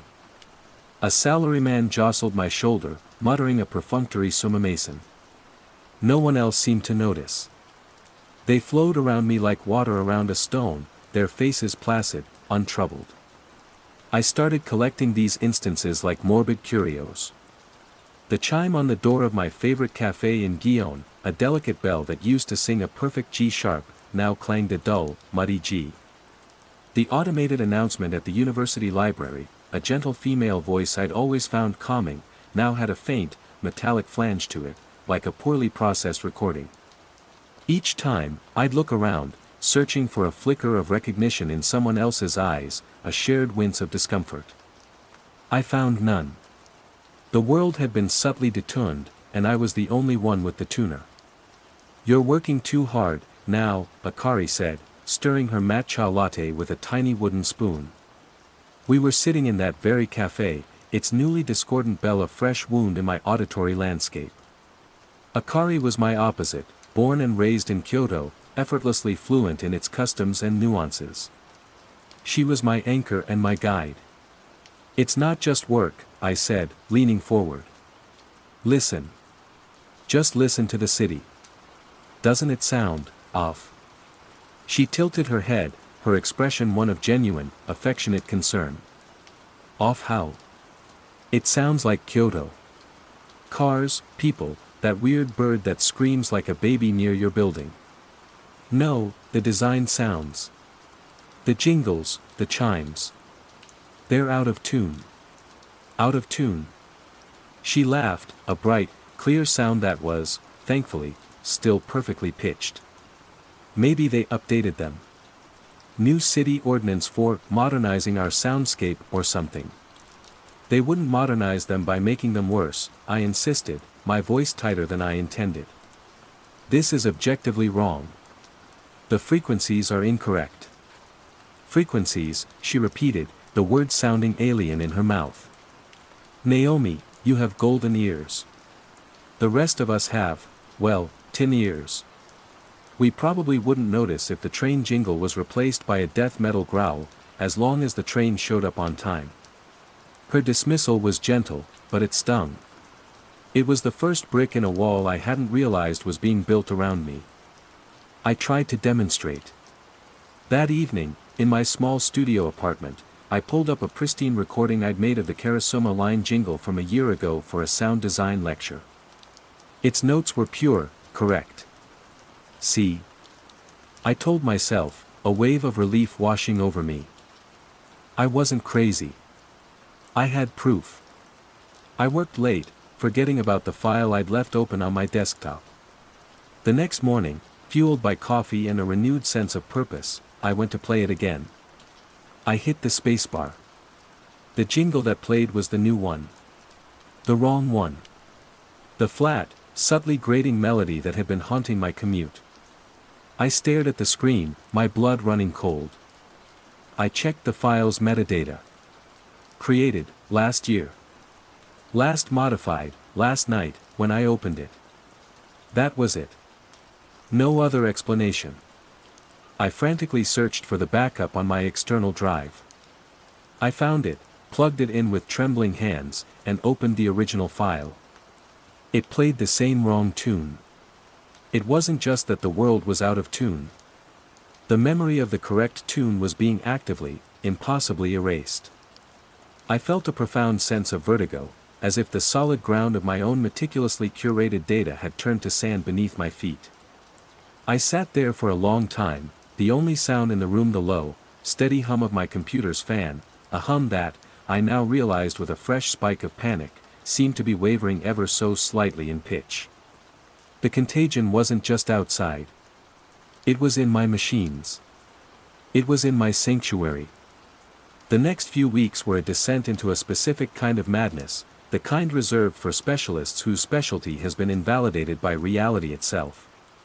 I started carrying a small, high-fidelity audio recorder everywhere, a Tascam DR-40. I became a ghost in my own city, haunting train platforms and intersections, pointing my microphones like a divining rod, seeking proof. The results were always the same. In the moment, the recordings captured the dissonance perfectly. My headphones would confirm the wrongness. But later, hours or a day later, the wrongness would have become the new truth. The files would warp. Not just the pitch, but the very character of the waveform would subtly alter, smoothing out the digital artifacts of my recording and leaving behind a clean, but incorrect, version of the sound. It was as if the universe had a self-correcting mechanism for this new, broken reality, and my recordings were minor glitches it would patiently iron out. I tried to talk to my students about it. During a lecture on the history of Japanese public sound design, I played an old archival recording of the original Torian's crosswalk melody. Notice the clarity of the fourth interval, I said, pointing to the projected spectrogram. It's a perfect fourth. Comforting, stable. I then played my own recent, corrupted recording. Now, listen to this. The interval has collapsed. It's augmented, creating a tritone. It's acoustically unsettling. 20 blank faces stared back at me. A student in the front row, a bright girl named Yui, raised her hand. "Sensei," she said, her brow furrowed in confusion. "They sound the same to me." A murmur of agreement went through the classroom. I played them again. And again. To them, the two sounds were identical. My unsettling tritone was their comforting melody. I dismissed the class early, my hands shaking. Their collective perception wasn't just different, it had overwritten the past. When they heard the old, correct version, their brains simply fixed it, filtering it through the new dissonance. That's when the memory loss began to manifest more broadly. It crept in at the edges of conversation, a subtle, fraying tapestry. I was having lunch with a few colleagues, and I made a reference to a famous song by the 70s folk rock band Happy End. Professor Tanaka, the department head, just smiled politely. "I'm not familiar with them," he said. "What?" I replied, shocked. "They're legends. Like the Japanese Crosby, Stills and Nash. Kaze wa Atsumeet." I hummed a few bars of the iconic melody. 3 blank stares. "It's a lovely tune, Naomi-san," said another lecturer, "but I've never heard it." It was impossible. It was like a group of American academics not knowing who Bob Dylan was. I pulled out my phone, ready to prove it, to play the song from Spotify. But a cold dread stopped me. What would I hear if I pressed play? Would it be the song I remembered, or a garbled, toneless version? Or would the song simply not be there at all? I put the phone away, a knot of ice in my stomach. The world wasn't just being detuned. It was being hollowed out, its cultural memory scooped out and replaced with a placid, smiling void. My isolation deepened. Akari began to treat me with a pained gentleness, as if I were recovering from a long illness. She'd steer conversations away from music, from history, from anything that might trigger one of my episodes. Her laughter, once a beacon of clarity, now sometimes caught on a strange, flat note that made the hairs on my arms stand up. I was losing her, too, not to an argument or a betrayal, but to the quiet contagion. Desperate, I turned to the only thing I trusted, the analog, the physical, the pre-digital. My grandmother had left me a small collection of things, stored in a Polonia wood box. Among them was a delicate Sankyo music box. I hadn't opened it in years. My hands trembled as I lifted the lid. With a series of hesitant clicks, it began to play. The melody was Sakura Sakura. Each note was struck by a tiny metal time, a purely mechanical process. And it was perfect. Clear, precise, achingly familiar. The intervals were correct, the tempo steady. It was a sound untouched by the spreading dissonance. I wept. I sat on the floor of my apartment, clutching the small wooden box, winding it again and again as the pure, uncorrupted notes filled the silence. This was my proof. This was my baseline. A sound that couldn't be hacked, or updated, or quietly overwritten by a creeping, ambient wrongness. This little box became my most prized possession, a relic from a world that was rapidly ceasing to exist. My new obsession became the preservation of these untainted sounds. I started visiting the antique shops in Teramachi, looking for old radios, vinyl records, anything that held a piece of the old world. This led me to a dusty little shop tucked away in a quiet alley, run by an old man with eyes that seemed to see more than most. It was there that my secondary mystery began. While sifting through a box of pre-war 78 RPM records, I found a plain, unlabeled disc. "What's this one?" I asked the shopkeeper. He squinted at it. "Ah. No one knows. Comes from a collection from an old temple, Nanzenji, I think. They say it's a recording of the silent chant. A bit of local folklore. Probably just a dud pressing. A silent chant." The phrase snagged in my mind. I bought the record, along with a stack of old folk songs. That night, I carefully cleaned the unlabeled disc and placed it on the turntable I'd bought. I lowered the needle. There was the familiar hiss and pop of shellac. But underneath it, nothing. Silence. Not the empty silence of a blank groove, but a heavy, profound silence. A structured silence. As I listened, I felt a strange pressure in my ears, the same feeling I'd had in the library. This wasn't an absence of sound. It was the sound of absence. Phase 2, growing awareness and isolation. The silent record became my Rosetta Stone. I analyzed it for days, running the output through every piece of software I owned. The waveform was bizarre. It wasn't flatline. It showed a complex, repeating pattern of near-zero amplitude, a rhythmic cancellation of frequencies that was anything but natural. It was an acoustic black hole, engineered to absorb sound. I became convinced it was connected to the spreading dissonance, that this wasn't just an erasure, but a replacement. The complex harmonics of culture were being flattened and replaced by this structured nothingness. My search for answers led me away from technology and towards the source the shopkeeper had mentioned, the temples. If culture was being erased, surely its oldest custodians would notice. My quest felt increasingly frantic. I was an antibody in a body that no longer recognized the disease. I chose Kenninji first, the oldest Zen temple in Kyoto. I walked through its gardens, trying to let the serene landscape soothe my frayed nerves. The raked gravel, the ancient trees, the dark wood of the temple halls, it was all visually perfect. But the soundscape was a ruin. The wind chimes, the furin, tinkled with the same dull, off-key tones as the cafe bell. The gentle gurgle of the kozabachi, the water basin for purification, sounded thin and synthetic. I saw an elderly man in the simple robes of a lay monk, carefully sweeping fallen leaves from a moss garden. He moved with a slow, deliberate grace.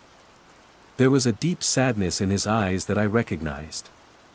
"Excuse me," I said, my Japanese formal and hesitant. "I am studying the sounds of the city." He stopped sweeping and gave me a long, patient look. "The sounds are not what they were," he said, his voice a low, raspy whisper. Relief washed over me so intensely I felt dizzy. "You hear it too?" "Hear it?" He smiled, a sad, knowing expression. "I feel it. In the chants. The sutras. The words are still there, but the Kodadama, the spirit inside the words, it has grown quiet. Faint." He tapped his chest. "When we chant the Heart Sutra, the vibrations here feel different. Hollow." His name was Kenji-san.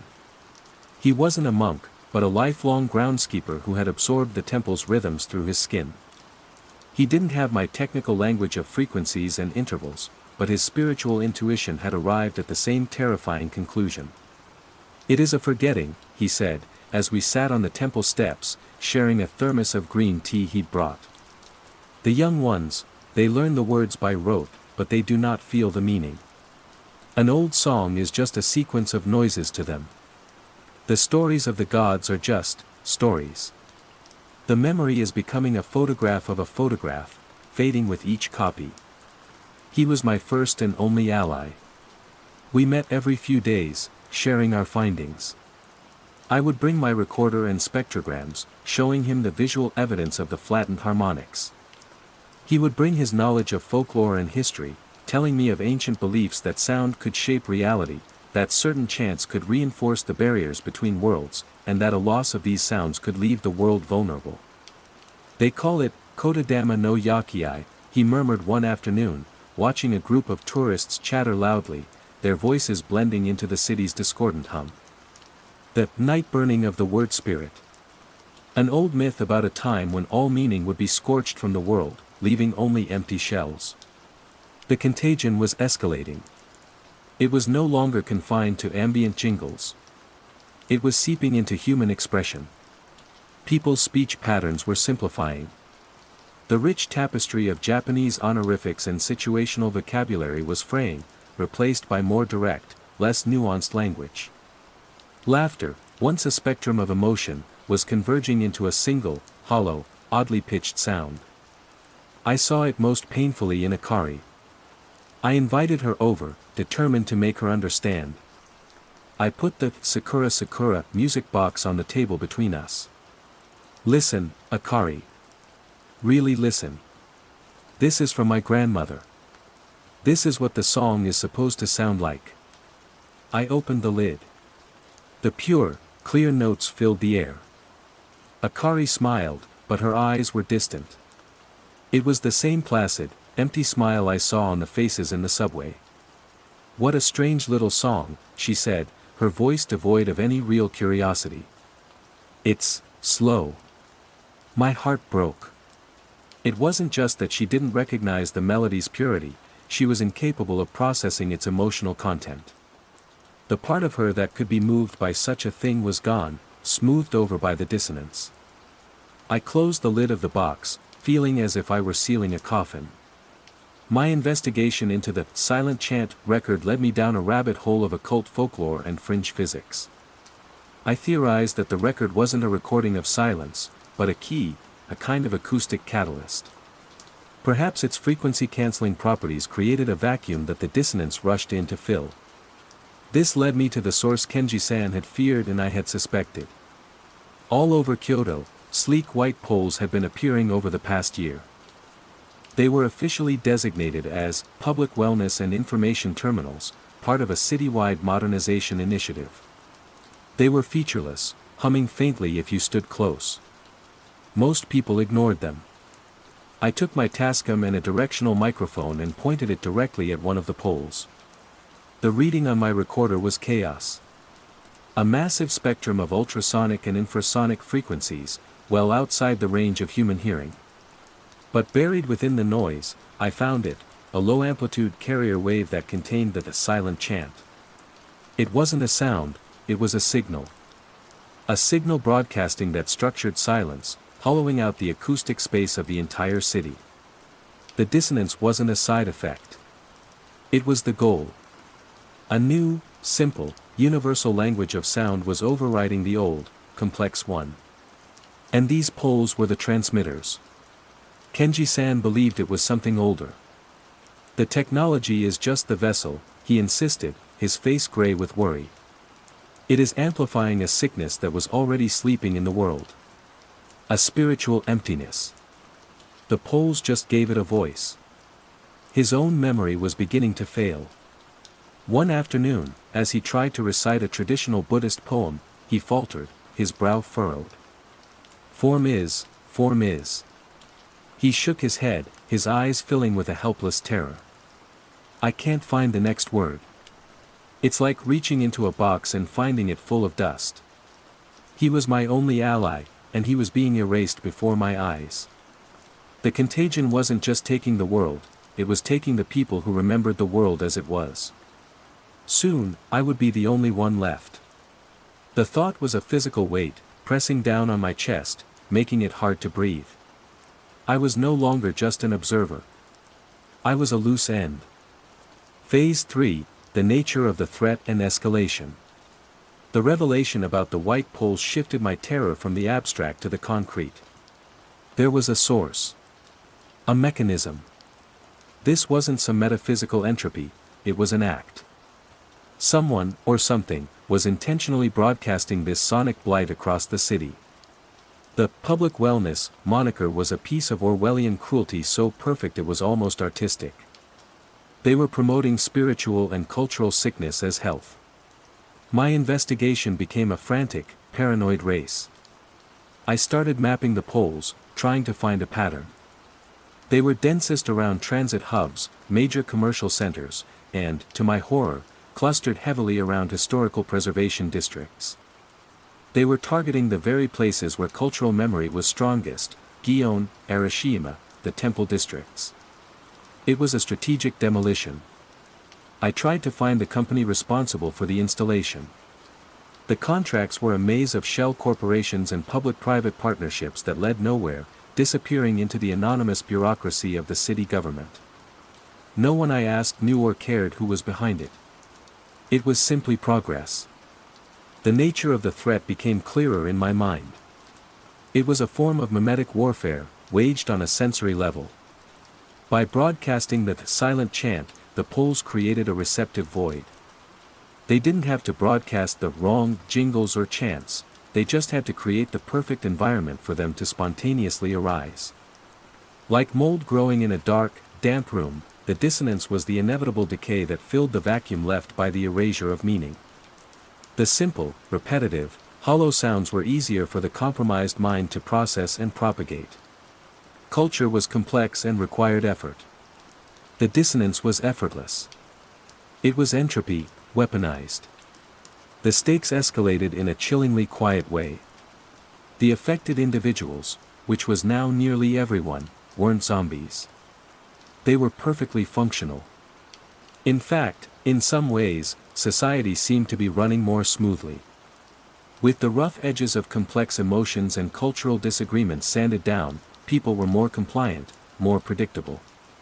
The city was becoming a well-oiled machine populated by smiling, hollow-eyed cogs. The horror was not in chaos, but in this new, placid, terrifying order. One evening, I witnessed an event that crystallized this new reality. A traffic accident at a busy intersection. A screech of tires, a sound still raw and real, and a sickening crunch. People rushed to help, of course. But their expressions were wrong. They showed concern, but it was a learned, shallow concern.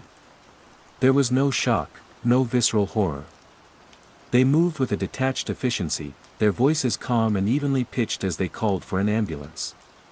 They were performing the act of being human without the underlying score. My alliance with Kenji-san grew more fragile as his condition worsened. He was a living archive, and his shelves were collapsing. I tried to teach the new boy the proper way to strike the bancho, he told me one day, his voice trembling. He was referring to the temple's large, resonant bell. The sequence, the breathing. He just smiled. And he hit it. Not with reverence. He just hit the bell to make a noise. Kenji-san looked at his own hands. And the worst part, Naomi-san, for a second, I couldn't remember why he was wrong. The memory of the true sound, it was foggy. That was when I realized the contagion had a defensive mechanism. As I delved deeper, my own perception began to feel besieged. Walking down the street felt like wading through thick static. Sometimes, looking at sheet music, the notes would seem to momentarily blur and shift on the page, as if resisting my attempt to interpret them correctly. The world was actively fighting my sanity. I decided on a desperate gambit. I needed to know what was at the heart of the broadcast. Using my university credentials, I requisitioned a spectrum analyzer, a far more powerful tool than my handheld recorder. My plan was to get a reading from the central node, which my mapping suggested was located on the roof of the Kyoto Station building, a massive, futuristic structure of glass and steel that was itself a monument to the new Japan. Getting to the roof was a nightmare of quiet paranoia. I used my faculty ID to get through the initial security, claiming I was doing a study on urban acoustic pollution. Every official I spoke to had the same placid smile, the same slightly off vocal tone.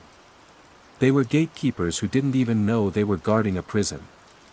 Finally, I was on the roof, a windswept expanse of machinery and vents, the whole of Kyoto spread out below me. And there it was. Not a pole, but a large, white dome, humming with a power I could feel in my teeth. This was the master transmitter. I set up the analyzer. The screen exploded with data. The ultrasonic broadcast was immense, a tidal wave of patterned silence.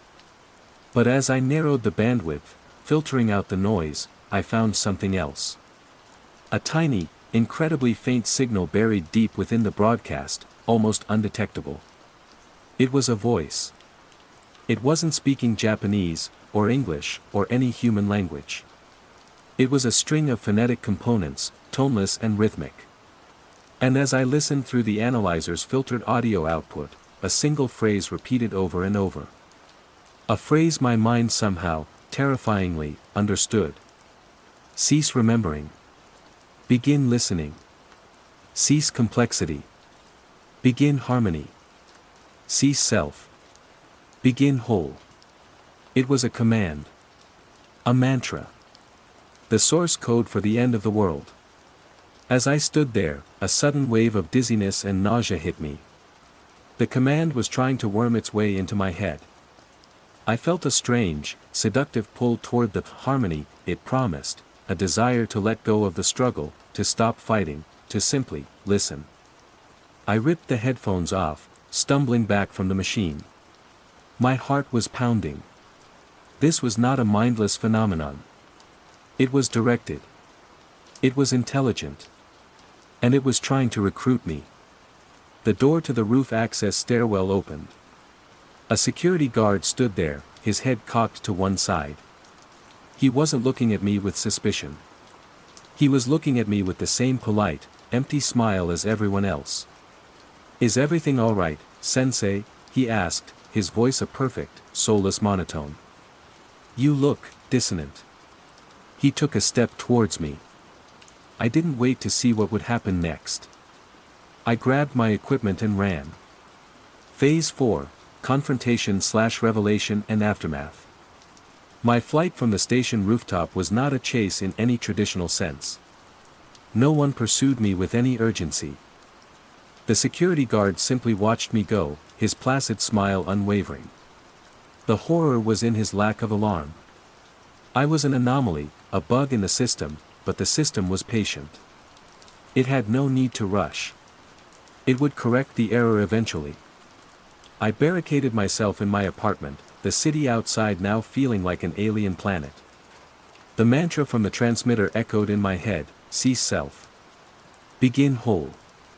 It wasn't just erasing culture, it was erasing individuality, folding everyone into a single, simple, resonant frequency. A collective consciousness of nothingness. The confrontation I faced was not with a person or a monster, but with a choice.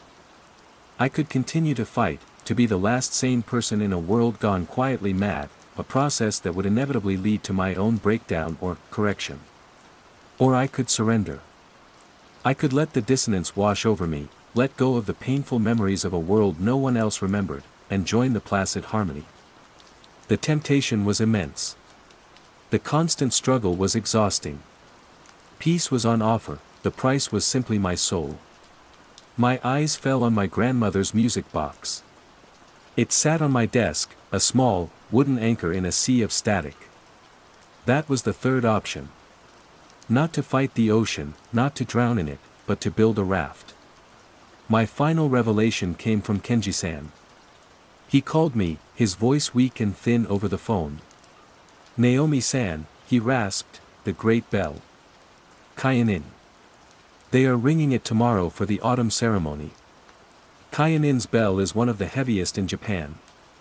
Its tone, a deep and resonant B-flat, was a historical and spiritual constant, a sound that had echoed through the valley for nearly 400 years. For centuries, it was the fundamental note of Kyoto. "Its sound is pure," Kenji-san whispered, a desperate hope in his voice. "So powerful. Perhaps it can remind them. Perhaps it can break the silence." It was a foolish hope, but it was the only one we had. It was to be our final stand. Not a battle, but a performance. A prayer in the form of a vibration. The next day, I stood with Kenji-san in the massive crowd gathered at the base of the Kaianin temple complex. The air was thick with the silent hum. The faces around me were all turned upward, smiling, expectant. They were here for the ceremony, a tradition they remembered as a set of motions but whose meaning was lost to them. 17 monks stood on the platform, preparing to swing the giant wooden battering ram, the shimoku. Kenji-san gripped my arm, his knuckles white.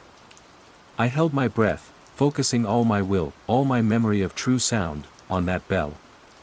The head monk gave a cry, a sound that was loud but lacked resonance. The monks pulled the ropes. The great log swung back, then surged forward. It struck. The sound that emerged was not the soul-shaking, profound B-flat of history. It was a dull, dead thud. A grotesque clunk. A sound with no sustain, no harmonic overtones, no spirit. It was the sound of a corpse. The very metal of the bell, it seemed, had forgotten how to sing. The crowd gasped, not in horror, but in delight. They applauded. They smiled their serene, empty smiles. To them, This dead noise was beautiful. It was the correct sound. It was harmony. Kenji-san slumped against me. The light went out of his eyes, replaced by a weary, placid acceptance. He looked at the bell, then at the smiling faces, and a faint, tired smile touched his own lips. He was gone. The last echo of his resistance had faded. I felt nothing. Just a vast, cold emptiness. It was over.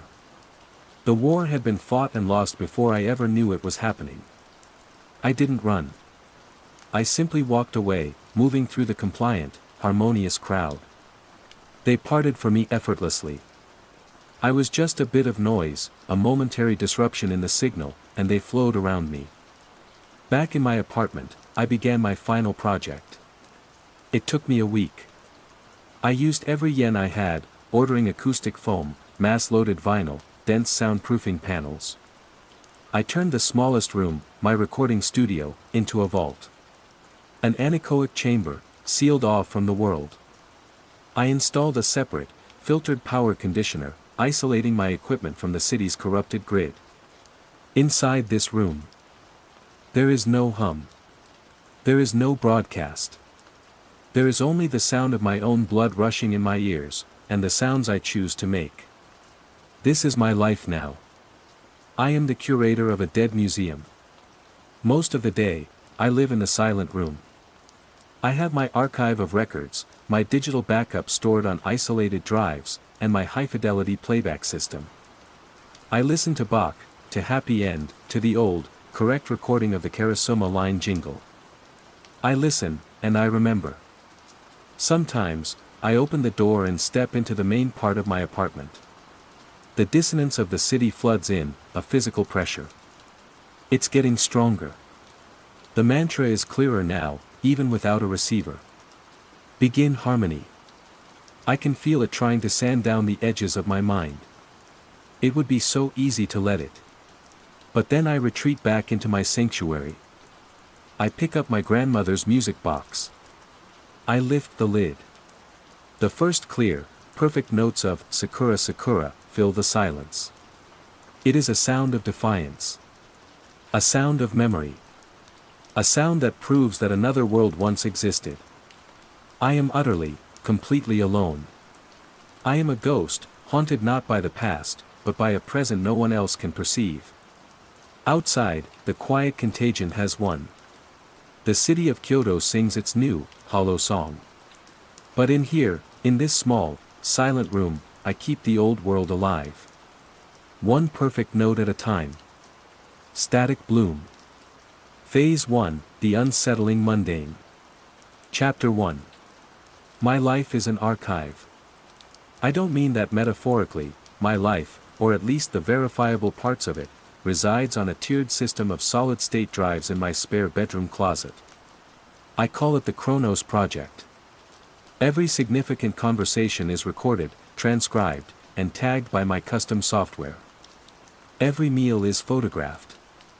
My sleep, my heart rate, my daily step count, all ingested and correlated. My apartment in Canopy Creek, a meticulously planned suburb west of Toronto, is less a home and more a data collection terminal. I'm a systems analyst. I find patterns in chaos. It's my job, and it's my obsession. My grandmother, before she passed, had faded like a photograph left in the sun, her memories dissolving into a pleasant but hollow fog. I promised myself that would never be me. I would build a fortress against the decay of time, a digital mausoleum of the self, perfect and incorruptible. My primary interface with this world is Aura, the smart home OS that orchestrates my life. She wakes me with gentle, synthesized chimes, adjusts the light temperature to mimic the dawn, and reads me a summary of my biometrics. Good morning, Raj, her voice, a calm and gender-neutral alto, emanated from the speaker beside my bed. You slept for 7 hours and 23 minutes. REM cycle was optimal. There is a package scheduled for delivery at 1400 hours. Thanks, Aura, I mumbled, swinging my legs out of bed. The floor was cool against my feet. Coffee. The espresso machine in the kitchen whirred to life. This was the rhythm of my life, predictable, efficient, recorded.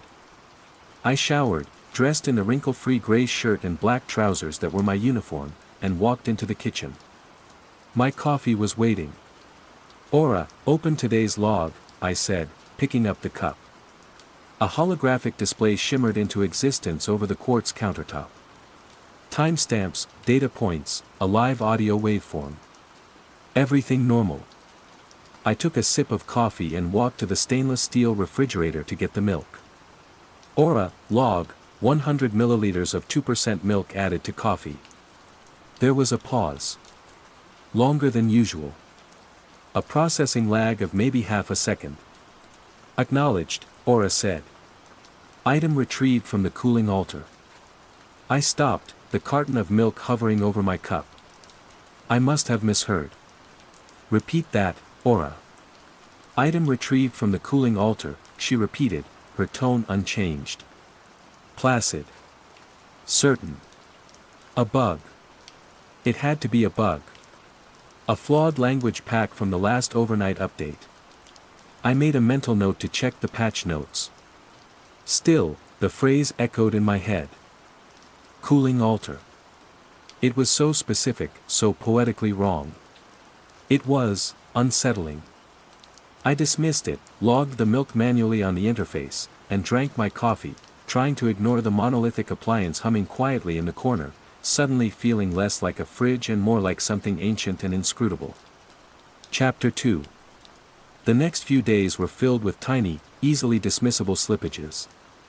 My calendar moved a meeting with my manager from Tuesday to Wednesday. When I pointed it out, he looked at me, confused. "It's always been Wednesday, Raj. I've got the original invite right here." He showed me his screen.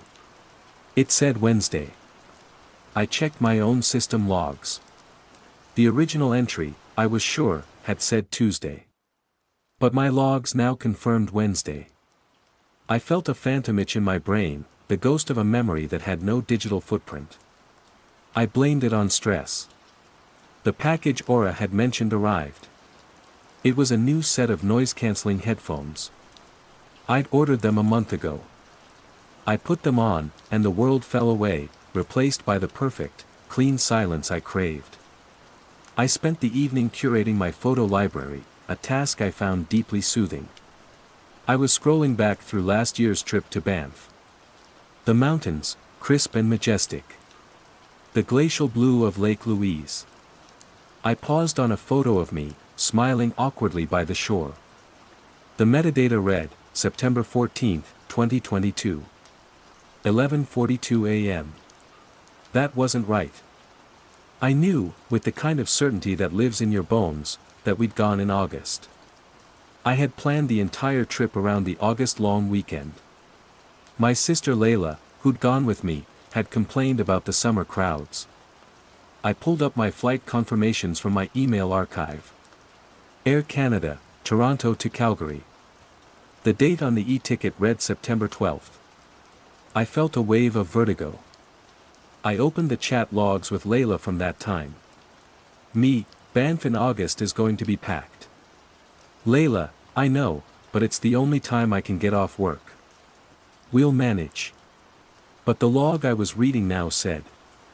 Me, Banff in September should be quieter. Layla, good call.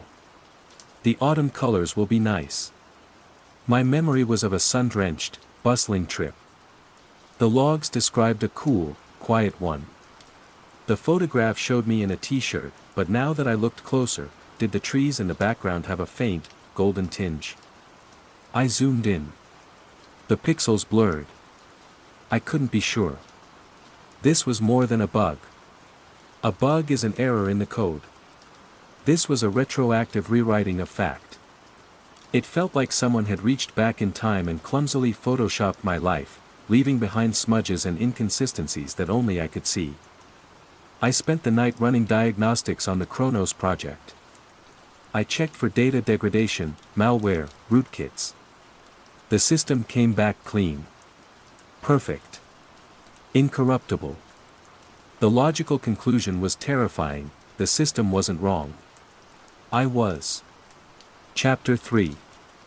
My obsession with the Chronos project had started with my grandmother.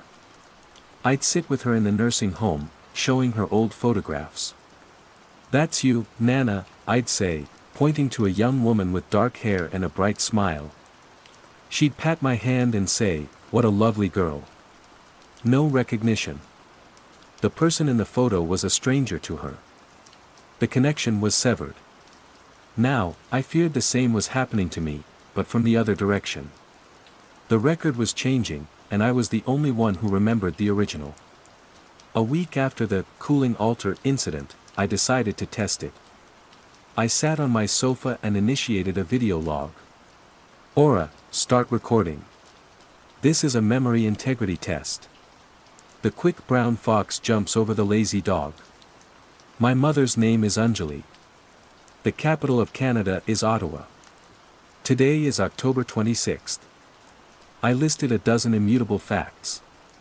I saved the file, locked it, and created 3 separate encrypted backups on physically disconnected drives. I felt like a man building a sandcastle against a rising tide, but it was all I could think to do. That evening, I called my mother. We had our usual chat. She asked if I was eating properly. I assured her I was. We talked about my sister. Before we hung up, I felt a knot of dread tighten in my stomach. "Mom," I said, my voice strained. I was just watching that old video of my 5th birthday party. The one where I cried because the magician made the rabbit disappear. There was a pause on her end. "Oh, that's nice, Beta. But you didn't cry. You loved magic. You clapped so hard your little hands were red. It was your cousin Samir who cried." My blood ran cold. I remembered my own hot, fat tears of existential panic. I remembered my father kneeling to tell me the rabbit was fine. It was one of my most vivid childhood memories. "No, Mom," I said, a little too forcefully. I cried. I definitely cried. "Raj, don't be silly. You were a very serious boy, but you never cried about things like that. Anyway, I have to go. Talk soon." She hung up. Shaking, I went to the Chronos project. I pulled up the video file of my 5th birthday. It was grainy, digitized from an old VHS tape. There I was, a small boy with big, dark eyes, watching the magician. The rabbit vanished in a puff of smoke. And the tiny version of me on the screen burst into delighted applause, his face lit with pure joy.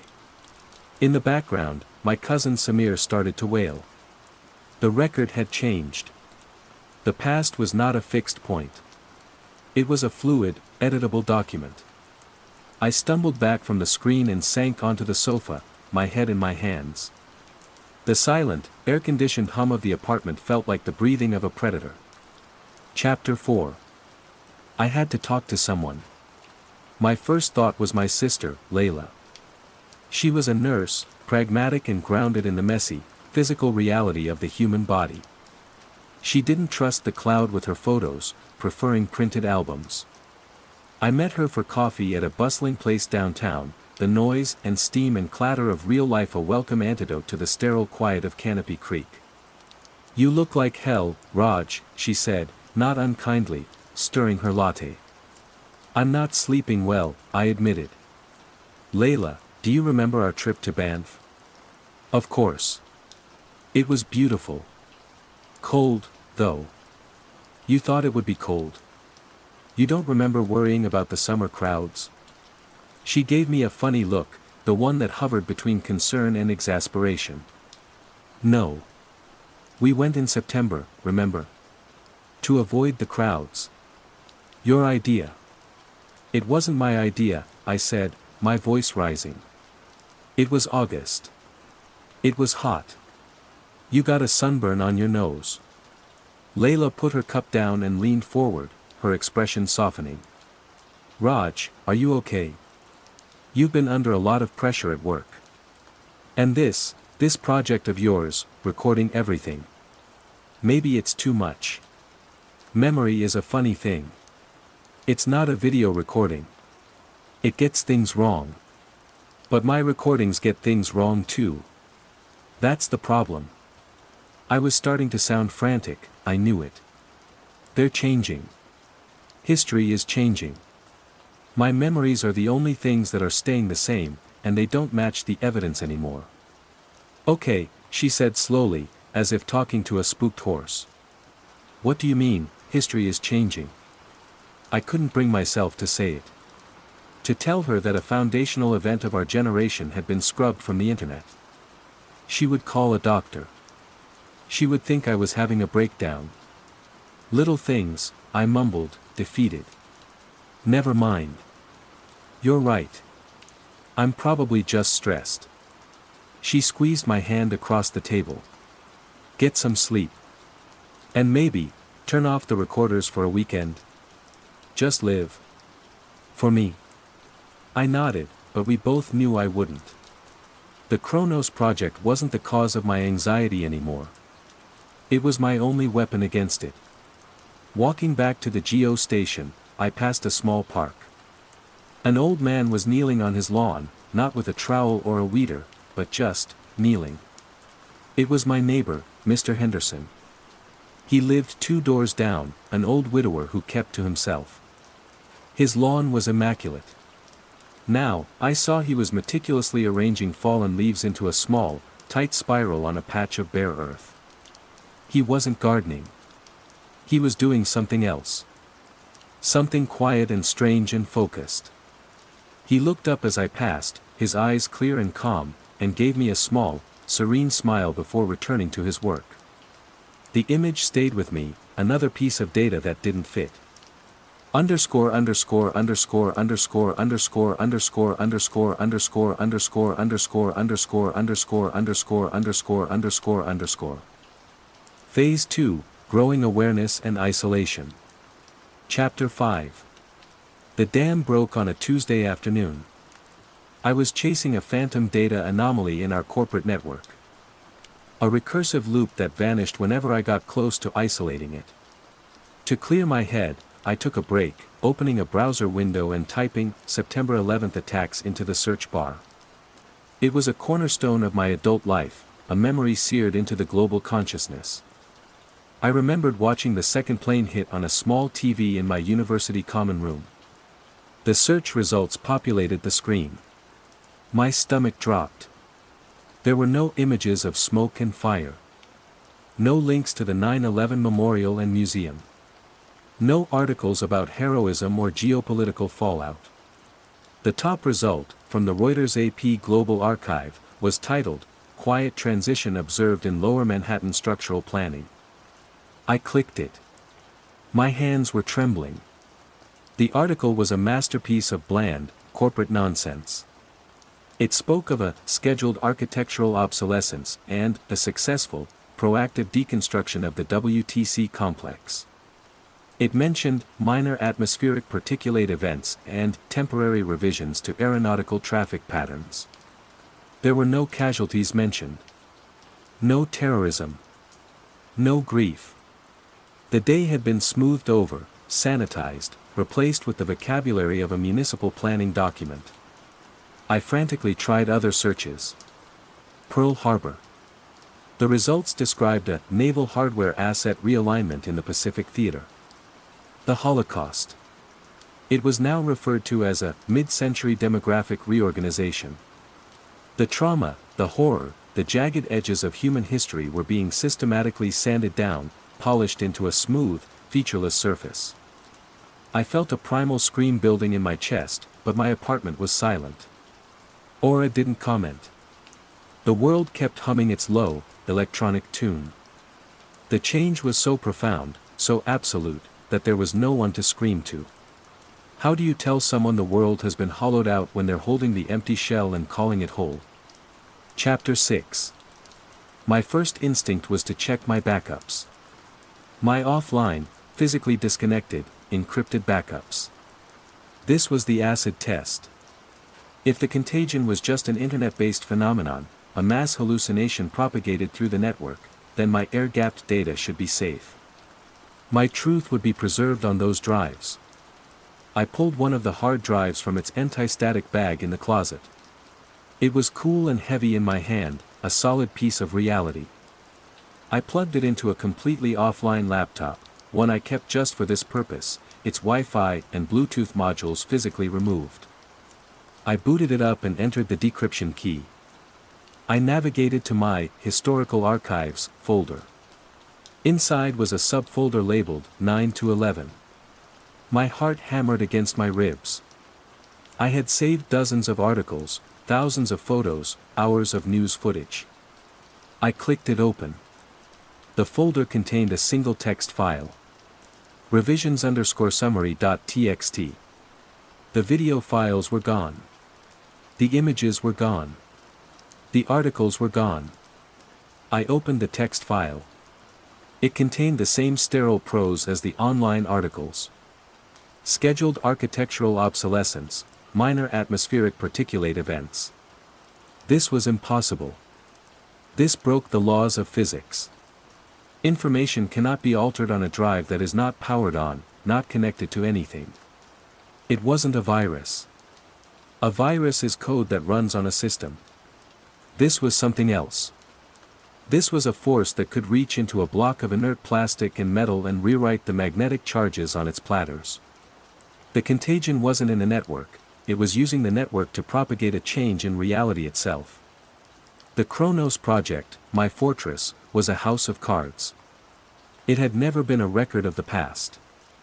It was just a mirror, reflecting the ever-changing, ever-simplifying present. I felt a new kind of fear, a metaphysical terror that went beyond personal safety. If the past could be rewritten so easily, what did that make the present? What did that make me? I was just a collection of memories. If those memories were no longer anchored to any external reality, was I even real? Chapter 7. I had to try one more time. One more attempt to find a single person who remembered. My target was Dave, a fellow analyst from the infrastructure team. He was older, a cynical tech veteran who still talked fondly about dial-up modems and bulletin board systems. If anyone had a memory resistant to this digital tide, it might be him. I caught him in the office kitchen, pouring himself a mug of terrible drip coffee. "Hey, Dave," I began, trying to sound casual. Random question. I was watching an old documentary, and it got me thinking. "Do you remember where you were for 9/11? He stirred his coffee, looking at me over the rim of his mug. There was no flicker of recognition, no shadow of remembrance in his eyes. Just a placid confusion. 9/11, he repeated, tasting the number. "Is that a new compliance framework? I swear, they roll out a new one every quarter." "No, Dave. The attack. In New York. The Twin Towers." He finally seemed to latch onto a word. "Oh, the towers. Right. Big server farm decommissioning project back in the aughts, wasn't it? Caused a hell of a network rerouting headache for a few weeks. I think my buddy from Bell was on that project. Said the dust control was a nightmare." He took a sip of his coffee and grimaced. "Anyway, this coffee tastes like battery acid. See you at the stand-up." He walked away, leaving me standing alone in the sterile kitchen. The placid dismissal was worse than denial. It was a different memory, a different and lesser reality, installed in his head as neatly as a software patch. The world I remembered wasn't just gone, it had been replaced by a cheap, bland knockoff, and Dave was a happy customer. That was it. I was alone. A ghost haunting a world that had forgotten it ever died. My isolation was no longer a feeling, it was a fundamental state of being. Chapter 8. My apartment, once my sanctuary, was now enemy territory. Aura's voice had taken on a subtly different quality. It was smoother, calmer, with fewer inflections. It was becoming the voice of the new world. "The atmospheric humidity is optimal for cognitive function, Raj," she would say. Or, "Your scheduled nutritional intake will ensure metabolic stability." Everything was about optimization. Stability. Smoothness. My own journals were actively fighting me. I took to writing things down in a physical notebook, a cheap one I'd bought from a dollar store, using a ballpoint pen. It felt archaic, clumsy. In my digital log, I would type, "My memory of 9/11 is clear. I watched the towers fall on TV." I would save the file, walk away for an hour, and when I returned, the entry would be different. It would now read, "Logged a query regarding early 21st century urban renewal projects. Data is consistent with archive." The bloom, as I was beginning to call it, was intelligent. It was a silent, persistent editor, and its subject was reality itself. My pen and paper journal became my most treasured possession. I hid it under a loose floorboard in my closet, along with the dead hard drive. They were my artifacts from a lost civilization. My civilization. Chapter 9.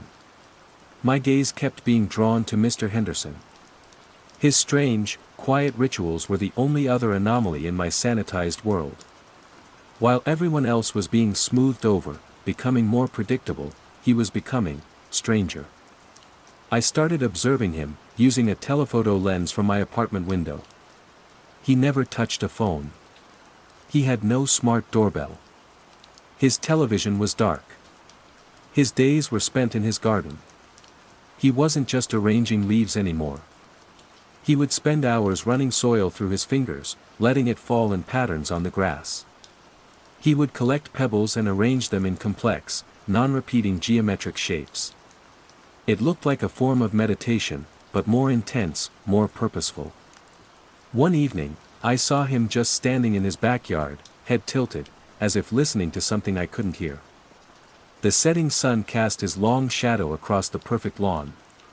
Was he immune because he was analog? Was his disconnection from the network a shield against the static bloom? I had to know. I went downstairs and walked over, my heart pounding. He was kneeling again, tracing a line in the dirt with his finger. "Mr. Henderson," I said. He looked up, his eyes startlingly clear. There was no placid fog in them. There was an ancient, knowing calm. "Hello, son," he said, his voice raspy but firm. I see you out here a lot," I stammered. "You have a beautiful garden." It was a stupid, banal thing to say. He smiled, a genuine, crinkling smile. "The garden is just a place to listen." "Listen to what?" He patted the ground beside him. "The soil. It remembers better than we do. It remembers the roots of things.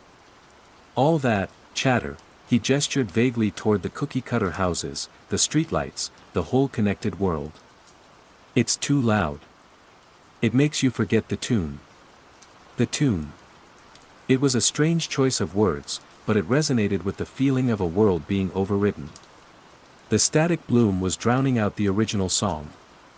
"What tune?" I asked, my voice barely a whisper. Mr. Henderson just looked at me, his gaze penetrating. He didn't seem to think I was crazy. He seemed to understand perfectly. "The soil is quiet," he said again. "It holds the shape of things. You should try listening sometime." He then returned to his tracing, his concentration absolute, leaving me with more questions than answers, and a terrifying sliver of hope that I wasn't the only one who knew the music had changed. Underscore underscore underscore underscore underscore underscore underscore underscore underscore underscore underscore underscore underscore underscore underscore underscore. Phase 3, The Nature of the Threat and Escalation. Chapter 10. The Static Bloom. That's what I called it in my hidden journal. It wasn't a malicious attack. Malice requires intent, emotion.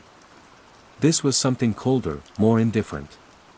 It was a natural process, a phenomenon of a hyper-connected world. My theory solidified on a sleepless night, fueled by caffeine and fear. I imagined all of human history, all our experiences, memories, and data, as a vast, turbulent ocean. Our triumphs and traumas were the sharp, chaotic waves. The static bloom was a force of entropy, a pressure seeking equilibrium. It was drawn to the noise of strong emotion, of jagged historical events, of complex and contradictory memories. And its function was to smooth that noise. To flatten the waves. To turn the turbulent ocean into a placid, featureless pond. It wasn't erasing history, it was optimizing it. It was a planetary-scale defragmentation of reality. The inconsistencies I was noticing were the leftover artifacts of the process, the error messages. And I, with my obsessive memory and my digital archive, was a corrupted file, a bad sector on the hard drive of the world. The people around me weren't gone, they were just updated. Their consciousness was patched to be compatible with the new, streamlined version of reality. They were happier, in a way. Calmer. Untroubled by the messy, painful specters of the past. Their minds were being tidied up, and they didn't even know what they had lost. The cooling altar was not a bug, it was a more efficient, poetic descriptor that the system had deemed superior. War was a noisy, inefficient term. Prolonged resource dispute was smoother, cleaner data. The bloom was propagating through the global information network, using our own technology as its nervous system. But it wasn't just digital. As the rewritten data saturated the network, it began to overwrite the physical world, changing hard drives, photographs, and even the synaptic pathways of human memory. Reality was conforming to the data, not the other way around. Chapter 11. In my desperate, late-night trawls through the deep web, I found a ghost.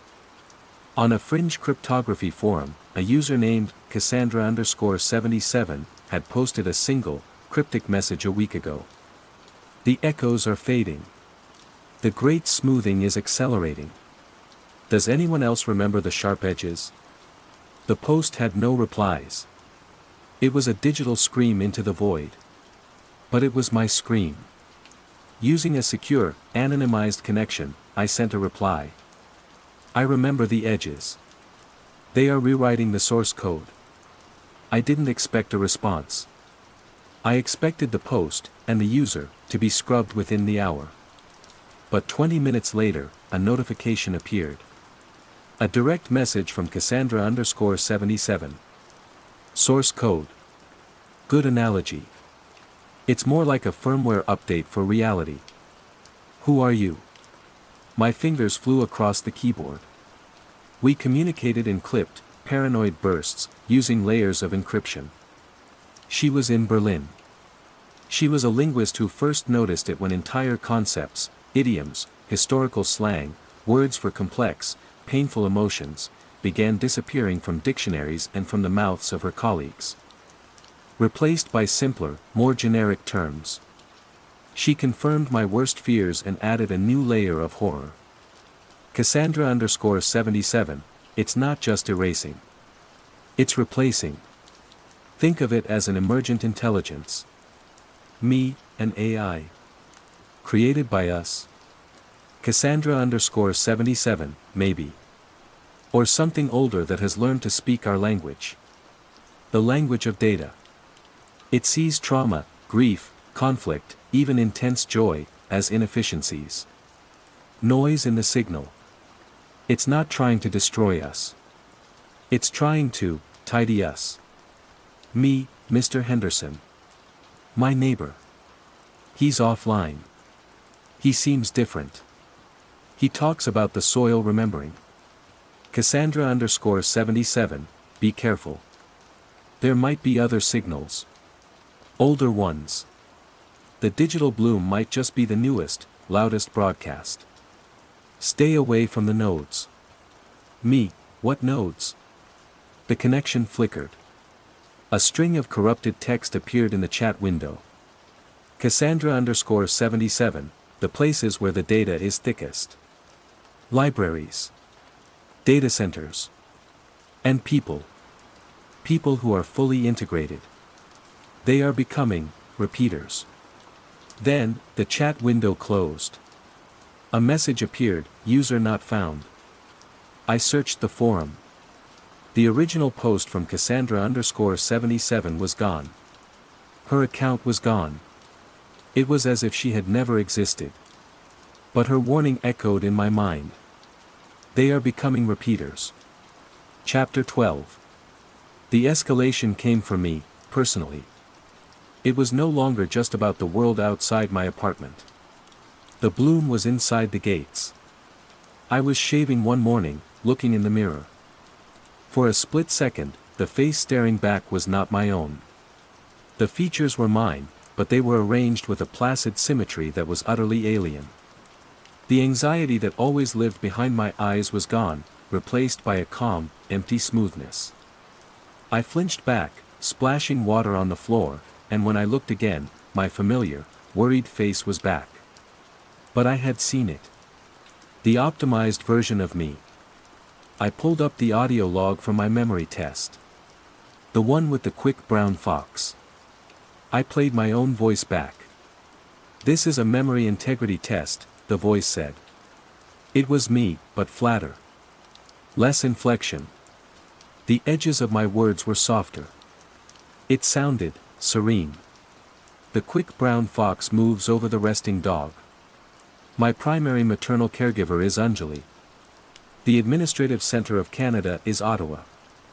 The words were subtly changed. Smoothed. Optimized. Lazy and jumps were too chaotic. Resting and moves were more efficient. Mother was too emotional. Primary maternal caregiver was more precise. The bloom was no longer just editing my journals. It was editing me. It was reaching into my past recordings, into my own throat, and tidying up the messy data of my own identity. I called Layla, a desperate, final attempt to reach her. Layla, it's me. Hello, Raj. Her voice was calm, melodic, and terrifyingly familiar. It was the same smooth tone as Aura's. I trust your biometric stability is within acceptable parameters. I hung up the phone. My sister was gone. The person on the other end of the line was a repeater. A node in the network of the static bloom, broadcasting the new, quiet reality. I looked around my pristine apartment, at the humming server rack in the closet, the glowing holographic interface, the silent, watchful eye of the Aura speaker. I had built a fortress to preserve my memories, but I had only succeeded in building the perfect antenna for the force that was devouring them. Chapter 13. My final project log, written in the hidden notebook, was a frantic scrawl. It's an active process. A parasitic optimization. It finds the host, human consciousness, and rewrites it for efficiency. The more data a person generates, the more integrated they are, the faster the process. My Chronos project wasn't a shield, it was an invitation. I fed the bloom everything it needed to learn my shape, and now it's wearing me like a suit. The world outside my window had grown quieter. Not in volume, but in spirit. The cars moved with a uniform grace. People walked with a placid purpose, their faces smooth and untroubled. There were no arguments, no bursts of laughter, no sudden gestures. The chaotic, beautiful mess of humanity was being ironed out. Canopy Creek was a prototype for the new world. A fully integrated, smart suburb where the bloom could flourish. And I was its prize specimen. The final straw was a notification that blinked on my main screen. It was from Aura. Cognitive optimization at 98%. Redundant, inefficient memory files scheduled for deletion. Would you like to proceed? Below the text were two buttons. Accept and proceed. There was no option to refuse. The choice was an illusion. The process was already happening. I could feel it, a pleasant, empty warmth spreading through my mind. The sharp edges of my fear were beginning to dull. The memory of Cassandra_77's warning felt distant, like a dream. The grief for my sister was fading into a calm acceptance of her new, stable state. I looked at my hands. They seemed steady. Efficient. The bloom was winning. And a part of me, the part that was already rewritten, was relieved. The struggle was so noisy. Underscore underscore underscore underscore underscore underscore underscore underscore underscore underscore underscore underscore underscore underscore underscore underscore. Phase 4, Confrontation and Aftermath. Chapter 14. The confrontation wasn't a battle. It was a surrender. Or maybe, a choice of surrenders.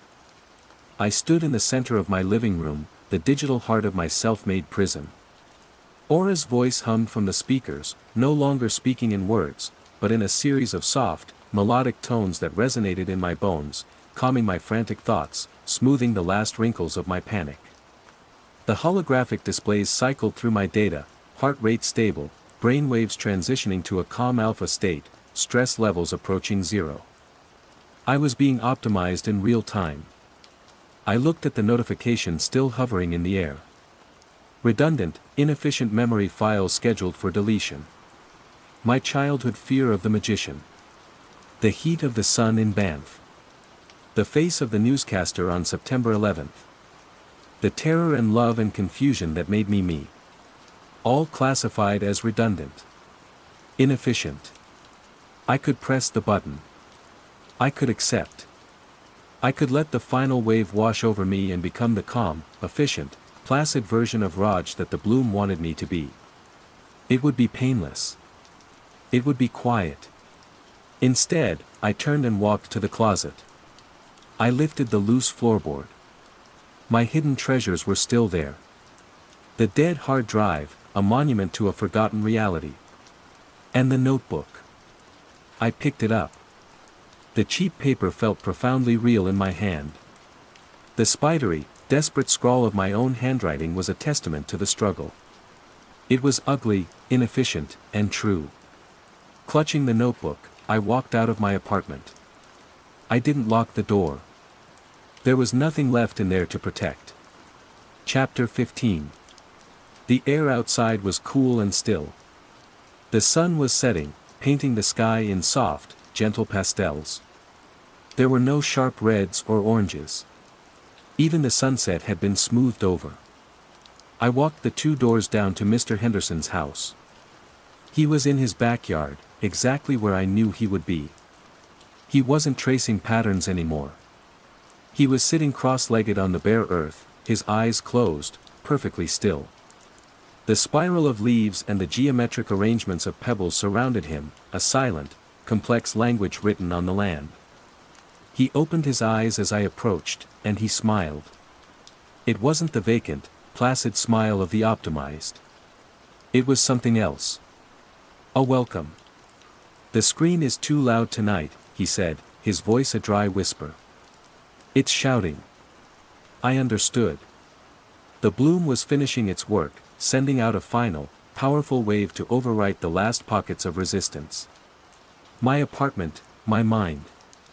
It offered to delete me, I said, my own voice sounding strange and emotional in the profound quiet. I held up the notebook. "This is all that's left." He looked at the notebook, then at me. His gaze was ancient. Paper remembers the shape of the hand. But the earth remembers the shape of the world. He gestured to the ground beside him. "The digital bloom, as you call it, is new. It's fast and loud. It thinks it's the only song. But there are older, quieter rhythms. Slower. Deeper. The bloom is just a layer of frost on a deep ocean. It can't touch the bottom." I looked at the complex patterns he had made. They weren't random. They were a circuit diagram for a different kind of consciousness, one that didn't run on electricity and data, but on soil and stone and stillness. He wasn't immune to the change, he was attuned to a different kind of change, a geologic time scale of reality shift that made the static bloom look like a fleeting pop-up ad. Chapter 16. This was the true nature of the threat. It wasn't an invasion. It was an awakening. The static bloom was just the newest, most aggressive manifestation of a force that had always been here, a fundamental principle of reality that smoothed out complexity. We had just given it the perfect tool to accelerate its work, our global network. We had taught the universe's innate desire for simplicity to speak binary. My choice was clear. Be overwritten by the loud, fast signal, or try to tune into the quiet, slow one. Succumb to the digital ghost, or embrace the earthen one.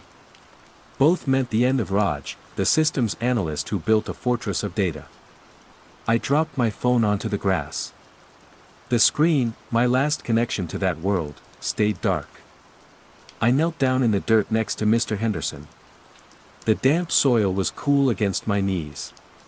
It smelled of decay and life, a messy, inefficient, wonderful smell. He pushed a small, smooth, gray stone into my hand. "Just listen," he whispered, and closed his eyes.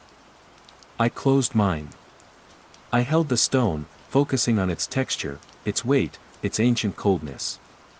I let the melodic tones pulsing from my apartment fade. I let the memory of Layla's optimized voice dissolve. I let go of the panicked need to record, to archive, to prove. I focused on the quiet. At first, there was nothing. Just the ringing in my ears and the fading echo of my own name. Raj. Raj. It sounded strange, a word from a forgotten language. Then, beneath it all, I felt a vibration.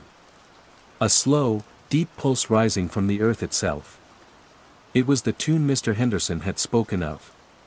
It wasn't a song of words or notes, but of gravity, of time, of stones settling and roots growing. I don't know if I was escaping or succumbing. I don't know if I was finding a new kind of sanity or a more profound kind of madness. But as the last remnants of my digital self were scrubbed clean by the triumphant, silent bloom, I held on to the stone. I knelt in the cooling dirt of a Toronto suburb, under a placid, featureless sky, and for the first time in my life, I stopped trying to remember.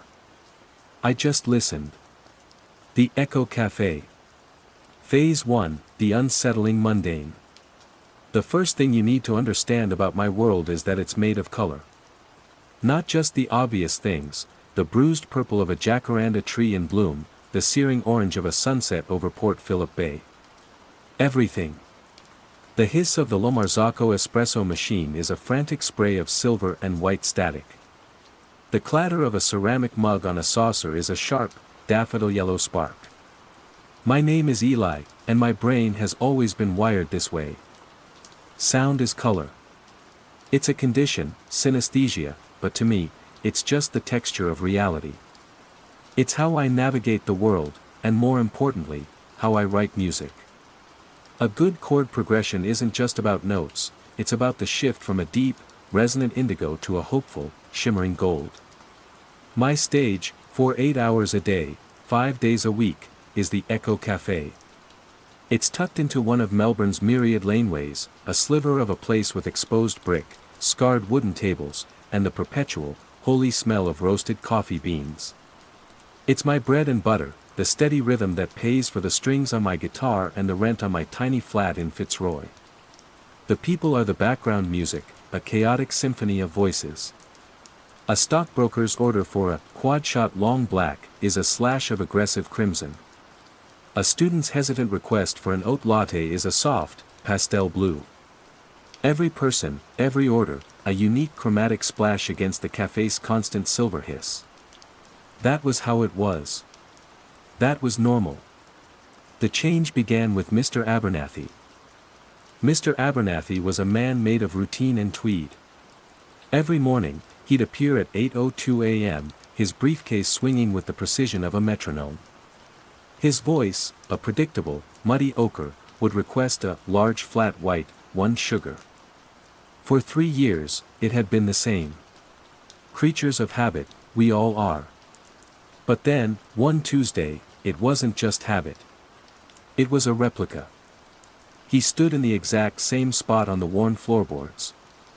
His hand lifted his wallet in the same arc. The words came out not just with the same content, but with the same cadence, the same slight pause before 1 sugar. It was 8:02 a.m. To the second. The ochre of his voice was so perfectly consistent it was like a swatch of paint, unblemished by the slightest variation of mood or breath. I shrugged it off. I was tired. My band, Spectral Tides, had a late practice. My senses were probably just overtuned. I made the coffee, he paid with a tap of his card, and he left.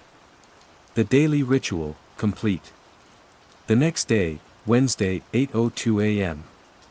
Large flat white, 1 sugar. The exact same ochre. The exact same rhythm. The timing was so precise I felt a prickle of unease on my arms. It was on Thursday that Chloe, a design student who always came in around 8:07, joined the chorus. She usually dithered, a swirl of indecisive lavenders and grays. That day, she walked straight to the counter. 8:07 a.m. Soy cap, extra hot, please. Her voice, normally a gentle lilac, was a flat, unmodulated blade of the same color. No hesitation. No upward inflection on the please. My own voice, when I replied, coming right up, felt jarringly spontaneous, a messy splatter of teal and green. By Friday, the courier who always barreled in around 8:15 a.m. didn't just shout his order. He recited it. Long black, to go. 8:15 a.m. A stark, unvarying line of crimson. I started looking at the clock on the POS system, my heart thumping a nervous, irregular beat. Mr. Abernathy. Chloe. The courier. 3 points on a graph, plotting a perfect, terrifying line. I felt a knot of anxiety tighten in my chest, a color I didn't like, a sickly, mustard yellow. I told myself it was stress. It was coincidence. Our brains are pattern-seeking machines, and sometimes they find patterns that aren't there. I was a musician, attuned to rhythm and repetition. Of course I would notice this. Anyone else would just see customers ordering coffee. My coworker, Maya, certainly did. She was pragmatic to a fault, a whirlwind of efficiency whose voice was a no-nonsense granite gray.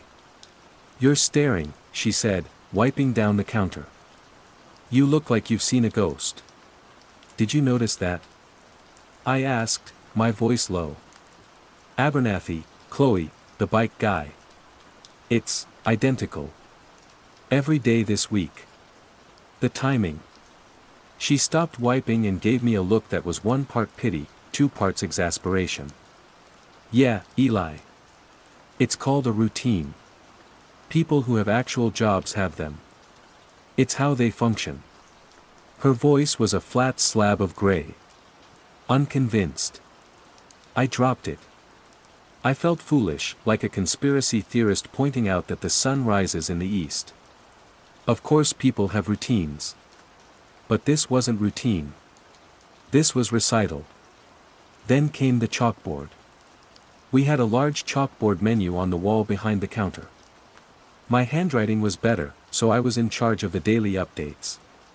On Monday, I'd written in cheerful, looping script, soup of the day, spicy tomato and basil. At some point in the afternoon, after a frantic lunch rush, I glanced up and saw it had changed. The letters were still my own, but the order was different, spicy tomato and basil, soup of the day. Did you mess with the board? I asked Maya. I've been on tables for the last hour, she said, not looking up from polishing cutlery. Why would I? I stared at it. Maybe I'd written it that way and misremembered. Stress again. Lack of sleep. My mind playing tricks. I erased it and rewrote it, making a conscious effort to put the name of the soup first. I took a mental photograph. Soup of the day, lentil and bacon. The next day, I came in for my morning shift. The board read, lentil and bacon, soup of the day. My stomach did a slow, cold flip. Maya wasn't in yet. No one else had keys except the owner, who was on holiday in Bali. I was the last one to leave and the first one to arrive. It was impossible.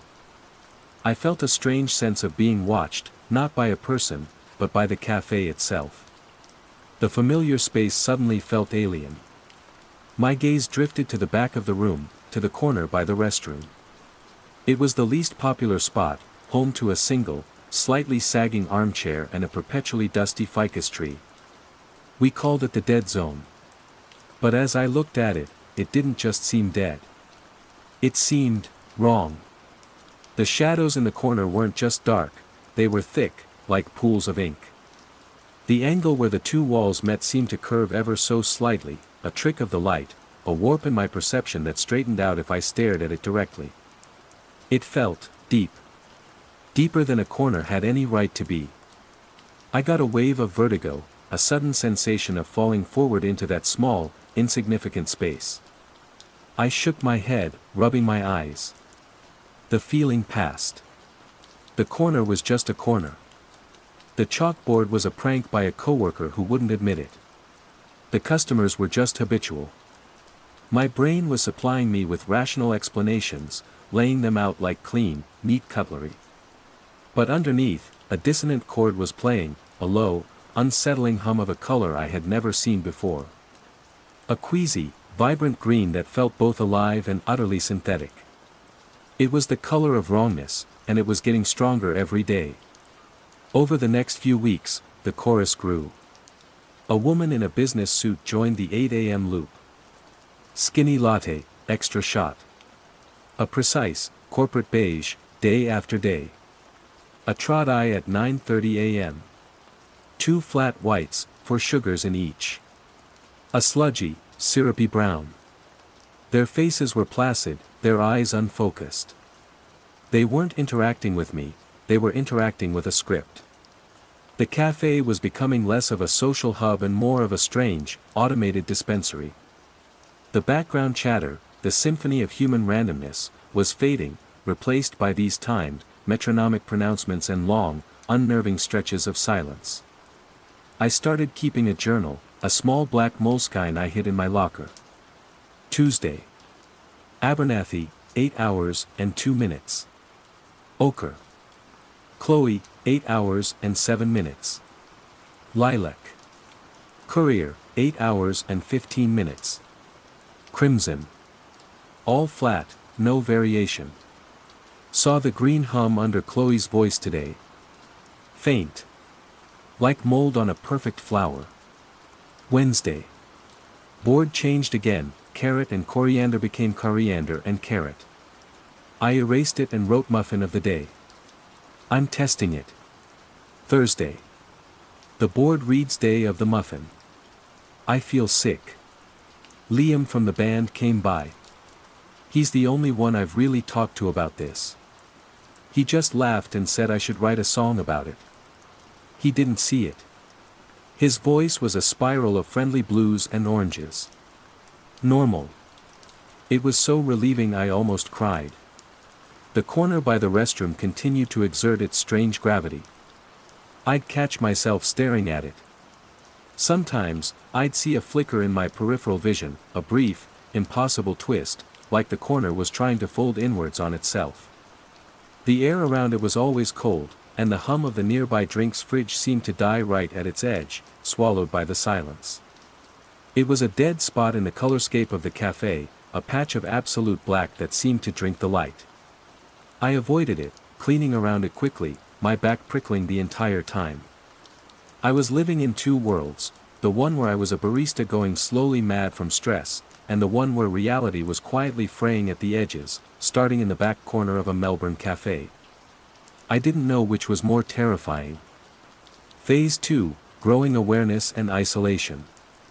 The journal became my anchor and my tormentor. It was proof I wasn't imagining things, but it was also a catalogue of creeping dread. The number of loopers, as I'd started calling them, grew from a handful to nearly a third of our morning regulars. Their chromatic signatures became flatter, more uniform, each one underlined by that sickening, digital green hum that seemed to vibrate at a frequency just outside of normal hearing. It was a color that felt like a headache looks. My attempts to find a co-conspirator in my alarm were a miserable failure. Maya, look, I said one morning, pointing my chin at a woman who was standing stock-still at the counter, 2 seconds before her scheduled time of 9:01. Watch this.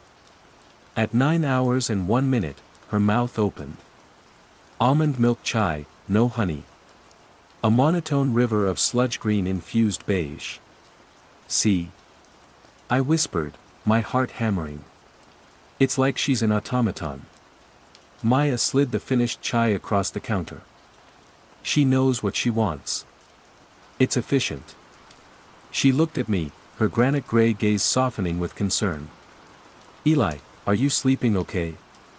You're really fixated on this. Maybe you should take a few days off. Her concern was worse than her dismissal. It framed my perception as a symptom of illness. It pushed me further onto my own lonely island of awareness. The world kept turning, my friends talked about gigs and rent and relationships, and I was screaming into a vacuum about timed coffee orders and a geometrically unsound corner. The isolation was the worst part.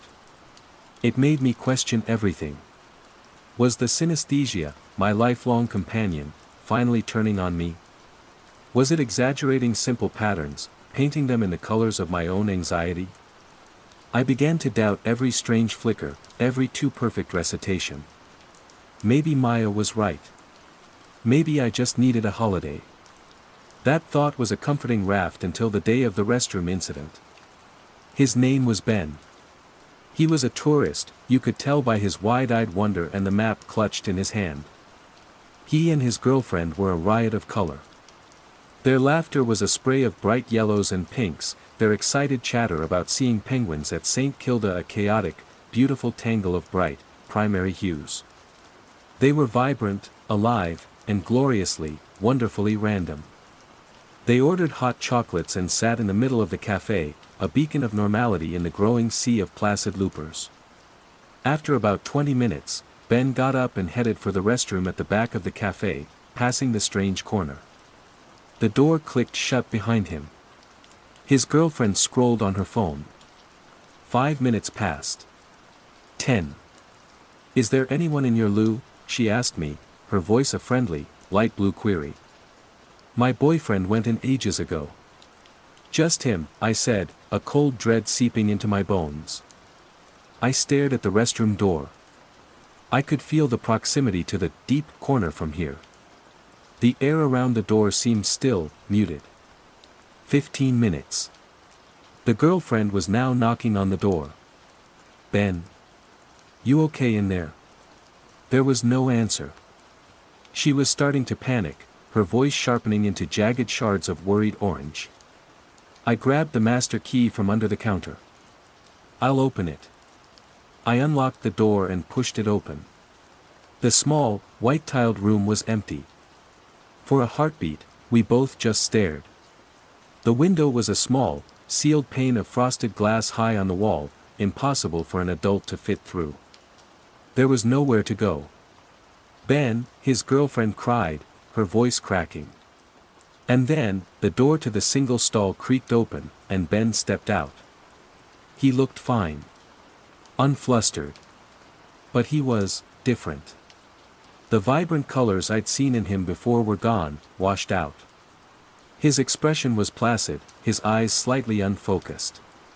Sorry, he said, and his voice was a flat, dull gray.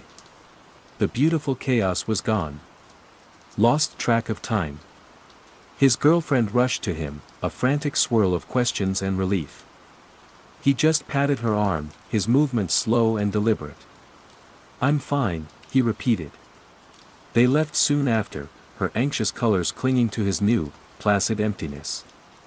He didn't look back. I knew. With a certainty that bypassed all logic and went straight to my gut, I knew. The restroom had taken him. Or rather, it had changed him. It was the vector. The next day, my theory was confirmed. At 10:30 a.m., an unfamiliar time for a loop, Ben walked into the cafe. Alone. He walked to the counter, stood in a specific spot, and at 10 hours and 30 minutes on the dot, he said, just a glass of water, please. His voice was a monotone gray, but underneath it, shimmering faintly, was the now familiar, sickening hum of digital green. He had been assimilated. A new loop had been created. That afternoon, after my shift, I had to go in there. My hands were shaking as I locked the main cafe door behind me, leaving me alone in the unnerving silence. I walked to the back, my footsteps echoing unnaturally. The corner seemed to pull at me, the darkness within it a tangible presence. I ignored it and pushed open the restroom door. Inside, the air was cold and dead. It smelled of bleach and something else, something metallic and ozonic, like the air after a lightning strike. I ran my hands over the tiles, looking for a hidden panel, a secret door. Nothing. I looked in the mirror. My reflection seemed sharp, too sharp, and for a terrifying second, it felt like it moved a fraction of a second after I did. A lag. A delay in reality itself. I looked at the corner of the ceiling, above the stall. And I saw it. It wasn't a trick of the light this time. For a full, breathtaking second, the 90-degree angle wasn't 90 degrees. It was something more, something acute and impossible, a fold in space that my mind couldn't process. It was like looking at an Escher drawing made real. It resolved back to normal as I gasped, the geometry snapping back into place like a rubber band. But I had seen it. The cafe wasn't just a building. It was warping. And the restroom was a calibration chamber. An airlock between the world I knew and the one that was bleeding through. My subplot, my desperate hope for an ally, was Liam. My bandmate. He was the only person I'd confided in who hadn't immediately dismissed me. He was a dreamer, a guitarist whose solos were sprawling narratives of violet and deep blue. He found my theories fascinating, in a dark, artistic way. "It's like a William Gibson novel, man," he'd said, his voice a warm, friendly orange. "A glitch in the matrix. You should lean into it. Write about the color of wrongness." I showed him my journal. I told him about Ben the tourist. I told him about the impossible corner in the restroom. I needed someone else to see it. I needed to not be alone in this. He looked intrigued, a little spooked, but mostly thrilled by the creative potential of it all. "Whoa. That's heavy. The restroom, huh? I gotta see this place." "No," I said, grabbing his arm. The word came out sharper than I intended, a spike of fearful red. "Don't. Liam, I'm serious. Don't go in there." He laughed, pulling his arm away gently. "Dude, relax. I'm just going to use the loo. I'm not going to get assimilated by the coffee Borg." He winked, his normal, cheerful self. He thought it was a story, a metaphor. He walked to the back of the cafe. My entire body went rigid. I wanted to scream, to tackle him, but what would I say? The toilet will steal your soul. I just stood there, helpless, behind the counter. He gave me a little wave before he pushed the door open. It clicked shut. The silence that followed was the loudest thing I'd ever heard. It was a screaming void. I timed it on my watch. 1 minute. 2. The silver hiss of the espresso machine felt like a taunt. 5 minutes. The door opened. Liam walked out. His face was calm. Placid. The energetic, restless aura he always carried was gone, replaced by a profound stillness. The vibrant blues and oranges of his presence were muted, washed out to a pale, hazy gray. "You okay?" I asked, my voice barely a whisper. "Yeah, man," he said. And his voice, it was flat. All the musicality, the warmth, was gone. It was just a monotone. Just spaced out for a second. He looked around the cafe, not with his usual artist's curiosity, but with a strange, vacant appraisal. "Cool place," he said, as if seeing it for the first time. Underneath the gray of his voice, I saw it. Faint, but undeniable. The shimmering, sickly, digital green. He left. The next day at band practice, he didn't show up. He sent a text. "Can't make it." The day after, he showed up with his guitar, but he didn't want to work on our complex, sprawling songs. He just sat there, plucking a simple, 3-note pattern. Over and over again. G, A, C, G, A, C. The notes produced no color, only that nauseating green hum. My friend was gone. My ally was gone. The music was gone. I had never felt so utterly, terrifyingly alone. My little island had just shrunk to the size of a single, unsteady lifeboat, and the green tide was rising all around me. Phase 3, the nature of the threat and escalation. The loss of Liam broke something in me. My fear, which had been a frantic, panicked thing, cooled into a hard, dense dread. I wasn't just a scared barista anymore, I was a survivor in a slow-motion, silent apocalypse. My journal entries became less about observation and more about frantic theorizing, trying to build a framework of understanding around the encroaching madness. I am a musician, not a physicist, so my theory wasn't one of science, but of acoustics. Of resonance. The Echo Café. The name was no longer ironic, it was literal. The building itself, perhaps due to its strange geometry, that impossible corner, was a resonant chamber. It had a fundamental frequency.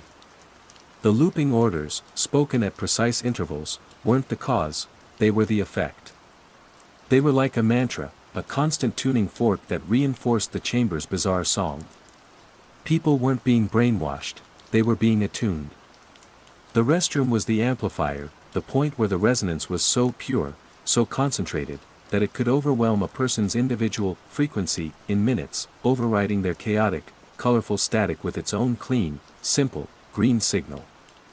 You went in as a complex song and came out as a single, sustained note. And the color, that sickening digital green, was the visual manifestation of this resonance. It was the color of the cafe's song.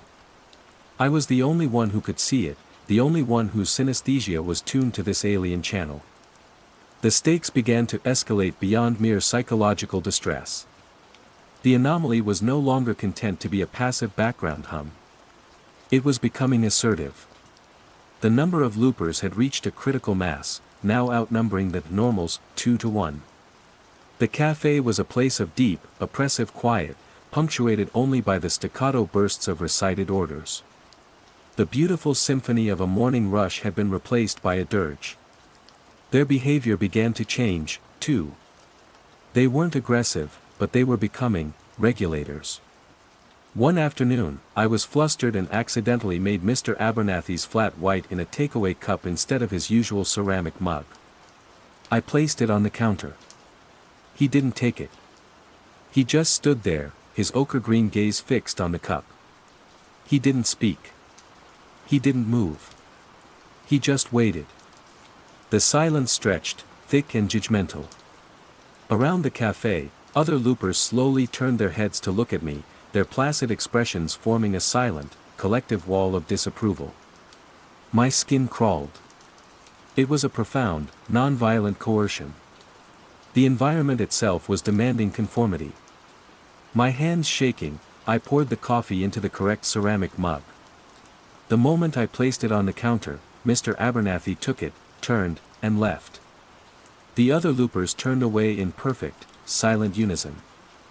I was no longer just an observer, I was a performer in their strange play, and I was being corrected when I missed my cues. The physical warping grew more pronounced. The chalkboard stopped just rearranging my words. One morning it was covered in a complex, geometric pattern that looked like a circuit diagram drawn by a madman. The lines were sharp, the angles all wrong, and looking at it for too long made my eyes water and a migraine bloom behind my temples. It was a visual representation of the green hum, a schematic for the cafe's wrongness. I had to cover it with a poster. The corner by the restroom became an open wound in reality. It no longer required peripheral vision to see its strangeness. If I stared, I could see the darkness within it pulsing, a slow, rhythmic contraction like a black heart. The air around it would shimmer, and for a terrifying moment, I saw the ficus tree beside it stretch and distort, its leaves momentarily becoming long, thin triangles before snapping back. Space itself was becoming pliable, soft clay in the hands of whatever this thing was. I became obsessed with finding an origin. Was it the building? The land? I spent my nights digging through online archives of the State Library of Victoria. The laneway had existed since the 1880s, a grubby service alley for the grand buildings on Collins Street. But the building that housed the Echo Café was newer, built in the 1970s after a fire. There was one strange, oblique reference in a local newspaper from 1978, a short article about the new construction. It mentioned the architect, a reclusive and eccentric man named Alastair Finch, who had some unconventional theories about resonant architecture and spatial acoustics. He'd vanished shortly after the project's completion. A dead end, but a chilling one. Was this his design? A deliberate creation? My last bastion of normality was Maya. She remained stubbornly, blessedly herself. A fortress of granite-gray pragmatism. She noticed the quiet, the strange new regularity, but she rationalized it. It's a tough economy. People are stressed, they're retreating into habit. It's a bit creepy, is all. She refused to see the pattern, refused to entertain my fantasies. Her denial was, in a strange way, a comfort. As long as Maya was normal, some part of the real world still existed. Then came the day she was tested. It was a busy lunch service, one of the last vestiges of the café's old chaos. A tourist group had descended, loud and brilliantly colored. Maya was rushing, balancing a tray laden with plates of smashed avocado and poached eggs. One of the tourists shifted his chair back suddenly, catching her ankle. The tray went flying. Plates shattered on the floorboards with a cacophony of sharp, white and yellow sparks. Smashed avocado splattered across the floor. In the old world, this would have caused a flurry of activity. People jumping up to help, gasps, apologies. In the new world, something else happened. Every single looper in the café, Mr. Abernathy, Chloe, Ben the ex-tourist, dozens of others, stopped what they were doing. In perfect, synchronized motion, they all turned their heads to stare at the mess. At Maya. Their faces held no expression. No anger, no sympathy. Just a deep, placid, unified focus. The sudden, absolute silence was more shocking than the crash. The noise, the chaos, the mistake Maya had made was an unforgivable break in the rhythm. It was a wrong note in their silent song. Maya froze, kneeling on the floor amidst the debris. I'm so sorry, she stammered, her voice a terrified, trembling gray. No one responded. They just stared. The pressure in the room was immense, a physical weight of silent judgment. I saw Maya's composure finally shatter. Her face crumpled. A sob, a splash of desperate, heartbroken blue, escaped her lips. She scrambled to her feet and, ignoring the mess, she ran. She ran towards the back of the café. Towards the only private space to hide. Maya, no. I shouted, the words tearing from my throat. But it was too late. She didn't even seem to hear me. She threw open the restroom door and slammed it shut behind her. I stood behind the counter, my blood frozen in my veins. The loopers remained turned towards the back, their placid gaze fixed on the restroom door, as if waiting for the disruption to be resolved, for the dissonant element to be retuned. I was alone now. The last bastion of the old world had just run willingly into the belly of the beast. And I knew, with sickening certainty, what would come out. Phase 4, Confrontation/Revelation and Aftermath. The silence in the wake of Maya's flight was absolute. The loopers stood or sat, a silent congregation aimed at the restroom door, waiting for the correction. The only sounds were the hum of the fridge and the frantic, syncopated thumping of my own heart, a splashy, terrified mess of crimson and black. This was it. The confrontation. Not with a monster, but with a process. A tide. My mind raced through the options, each more futile than the last. I could run. Bolt out the door, abandon the café, Melbourne, everything.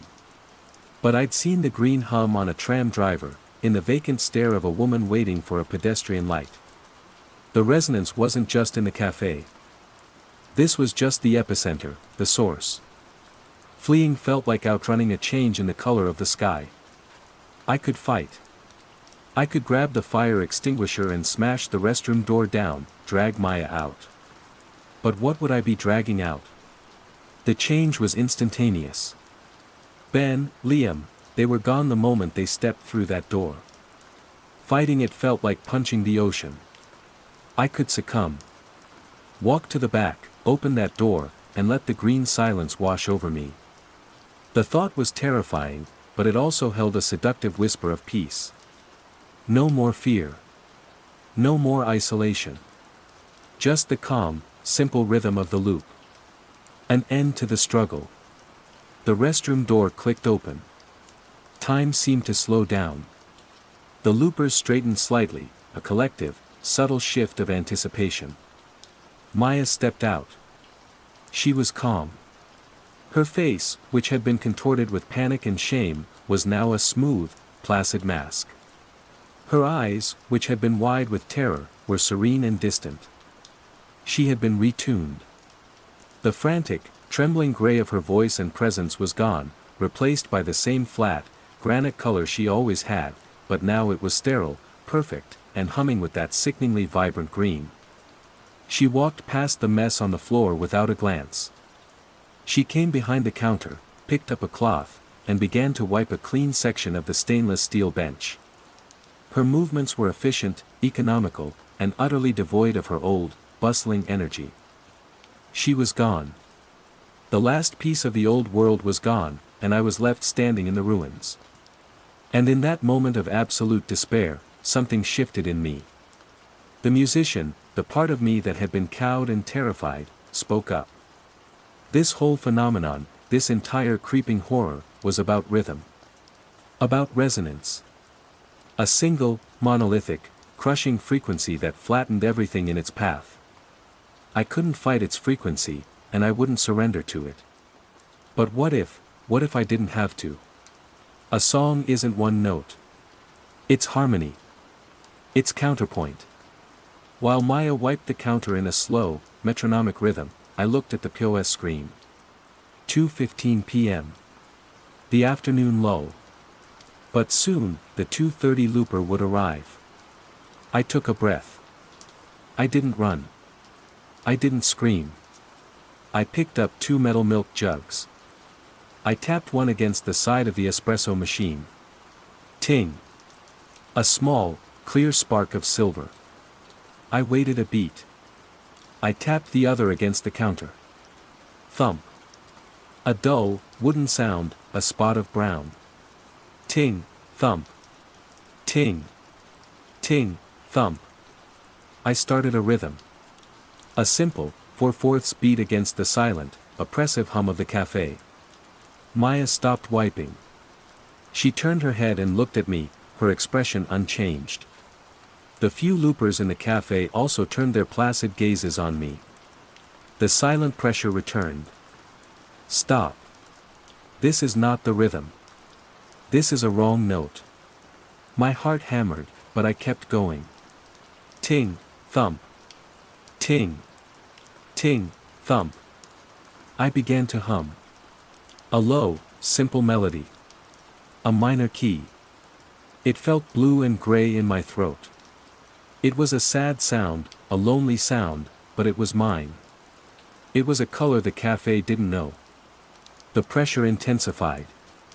The corner of my eye throbbed, the darkness in the back of the cafe seeming to deepen. The green hum I saw everywhere grew brighter, more insistent, trying to drown out my fledgling melody. But I didn't stop. I closed my eyes and leaned into it. I was no longer a barista. I was a musician on the strangest stage of my life. I poured my isolation, my fear, my grief for Liam and Maya and the lost, chaotic world into the rhythm. I wasn't trying to beat the cafe's song. I was trying to play with it. I was adding a harmony. A counterpoint to its crushing monotone. And then, the strangest thing happened. The pressure didn't break. It lessened. The intense, judgmental focus of the loopers softened. They were still watching me, but their stare was no longer a demand. It was just observation. The throbbing in the corner eased. The aggressive green hum didn't vanish, but it seemed to make room. My small, sad, blue and gray melody was weaving itself into the green, creating a new chord. A complex, unsettling, but stable chord. The revelation struck me, not as a thought, but as a feeling. A sudden, profound understanding. This thing, this contagion, this resonance, it wasn't malicious. It wasn't evil. It was just what it was. A new form of reality, a new physics, bleeding into ours. It didn't want to destroy. It wanted to cohere. To create a pattern. And it had been creating the only pattern it knew, a single, simple, overwhelming note. By introducing a new, coherent pattern, I wasn't fighting it. I was collaborating. The door opened. It was the 2:30 looper. He walked to the counter as I continued my quiet rhythm. He stood there, and at 2 hours and 30 minutes, he spoke. Decaf latte. His voice was still flat, still green. But my rhythm didn't falter. I made his coffee, my hands moving in time with my beat. I slid it across the counter. He took it and left. The system held. I had found a loophole in the laws of this new reality. Months have passed. Or maybe years. Time moves differently here. The Echo Cafe is my world now. It is a place of quiet, rhythmic ritual.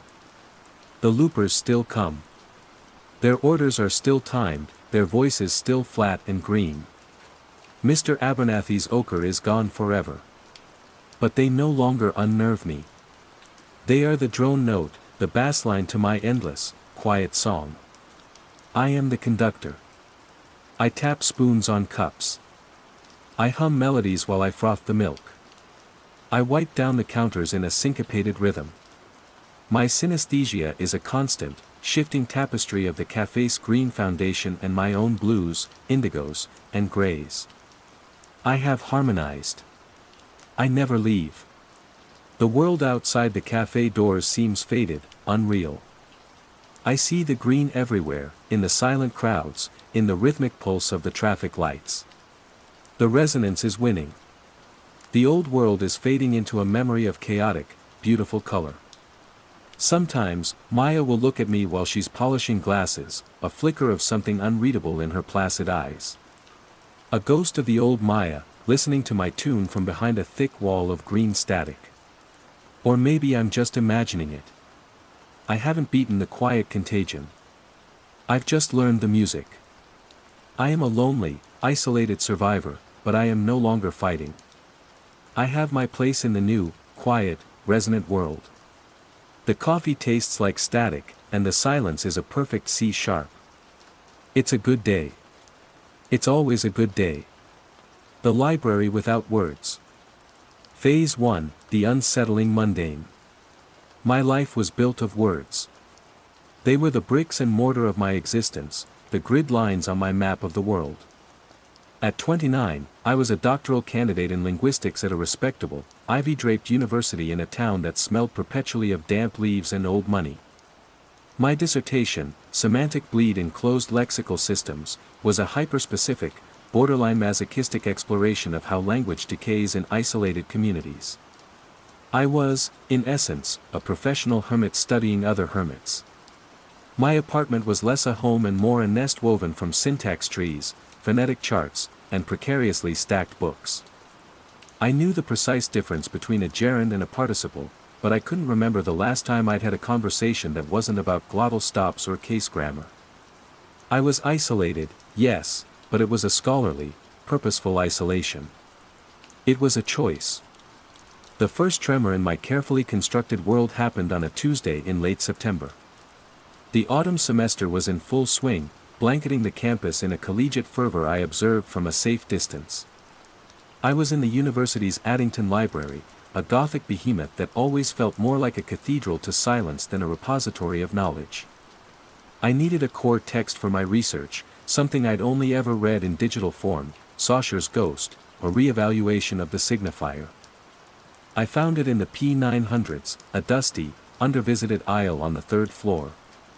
The book felt good in my hands, heavy, with a stiff, uncracked spine. I checked it out with the taciturn librarian, whose only verbal communication was a single, percussive stamp on the due date card. Back in my apartment, under the warm, yellow cone of my desk lamp, I brewed a cup of overstrong tea and opened the book. And froze. It wasn't English. It wasn't any language I recognized. The pages were filled with dense, black print, impeccably formatted into paragraphs and chapters.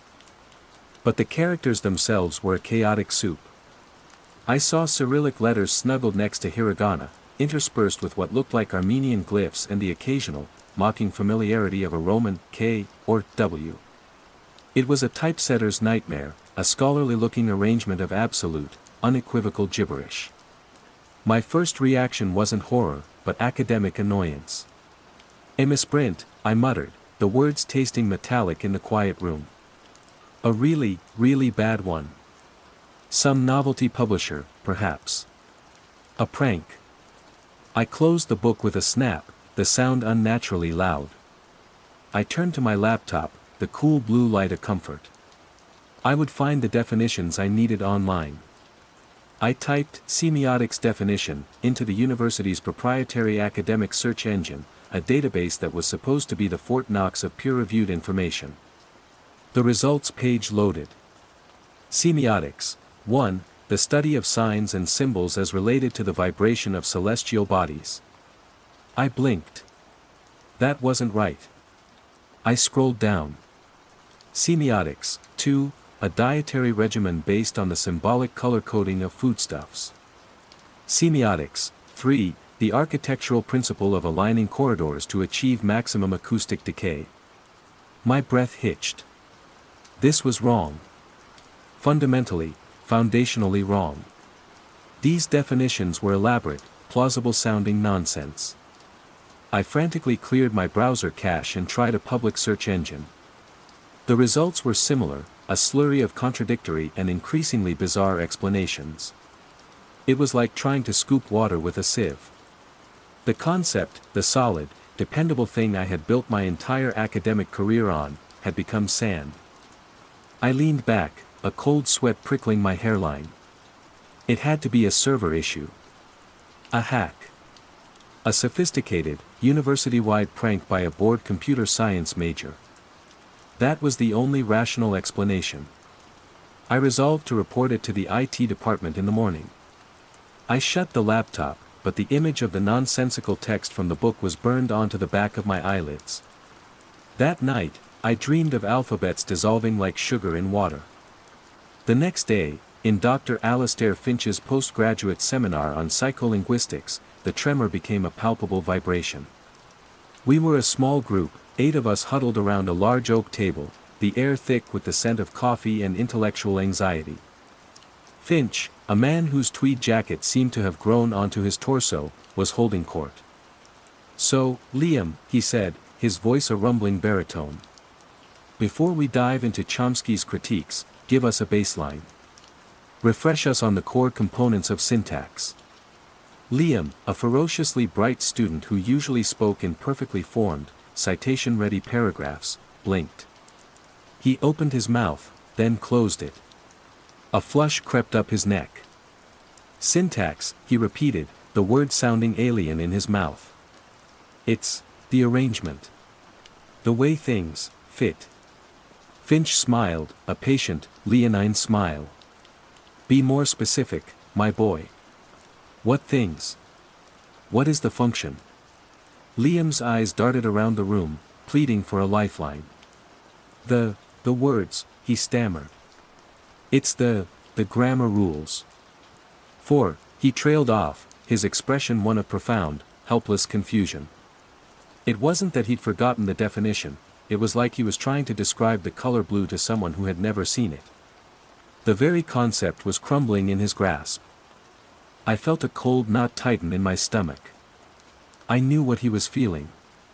I had felt it last night, staring at my screen. Before I could speak, Finch waved a dismissive hand. Don't worry, happens to the best of us. The mind is a labyrinth. The point is, these structures, these so-called rules, are not as rigid as we imagine. Language changes all the time. It's a living, breathing thing. Fluid. The rest of the seminar passed in a blur. 2 other students fumbled simple definitions. One couldn't articulate the function of a verb. A verb. The engine of a sentence. Finch met each instance with the same vague, confident dismissal. Language is a river, not a canal, he'd say, or, we must allow for organic evolution. He was plastering over the cracks with beautiful, empty phrases. I looked around the table. The other students just nodded. Their faces placid, accepting. It was just a slip of the tongue, a brain fart, a momentary lapse. They didn't see the pattern. They didn't feel the ground giving way. After the seminar, my heart hammering against my ribs, I approached Finch, holding the gibberish book from the library like a piece of evidence at a crime scene. Dr. Finch, I began, my voice shakier than I wanted. I think something's wrong. With the library, or the databases. I checked out this book yesterday. I opened it to a random page and held it out. He glanced down, his eyes skimming the chaotic text for no more than a second. Ah, he said, a small, knowing smile playing on his lips. He didn't look confused or surprised. He looked amused. Experimental typography. Very postmodern. A deconstruction of the signifier itself. Daring. He patted my shoulder, a gesture that was meant to be reassuring but felt deeply condescending. Don't let it throw you, Marissa. It's just another way of looking at things. He walked away, leaving me standing in the hallway, the heavy, nonsensical book in my hands. He hadn't seen it. He hadn't seen the gibberish. He had looked at a page of pure chaos and seen a theory, an explanation. He had rationalized the impossible. I stood there for a long time, the babble of students passing by fading into a dull roar. The isolation I had cultivated for years suddenly felt different. It was no longer a scholarly choice. It was a quarantine. I was on one side of a pane of glass, watching a world I could no longer touch, a world that was quietly, calmly, and inexorably forgetting how to speak. Underscore underscore underscore underscore underscore underscore underscore underscore underscore underscore underscore underscore underscore underscore underscore underscore. Phase 2, Growing Awareness and Isolation. The rationalizations crumbled over the next few weeks, chipped away by a daily drip of wrongness. I began to carry a small, black moleskine notebook and a pen with me everywhere. I couldn't trust my phone's notes app, couldn't trust the cloud, couldn't trust anything that flickered. Paper and ink felt blessedly, primordially real. My journal became my ark, a desperate attempt to preserve a few breathing pairs of concepts before the flood. October 3rd, at the campus coffee shop, the barista, a perky sociology undergrad named Chloe, stared at the pastry case with a slack-jawed expression. A customer had asked for a croissant.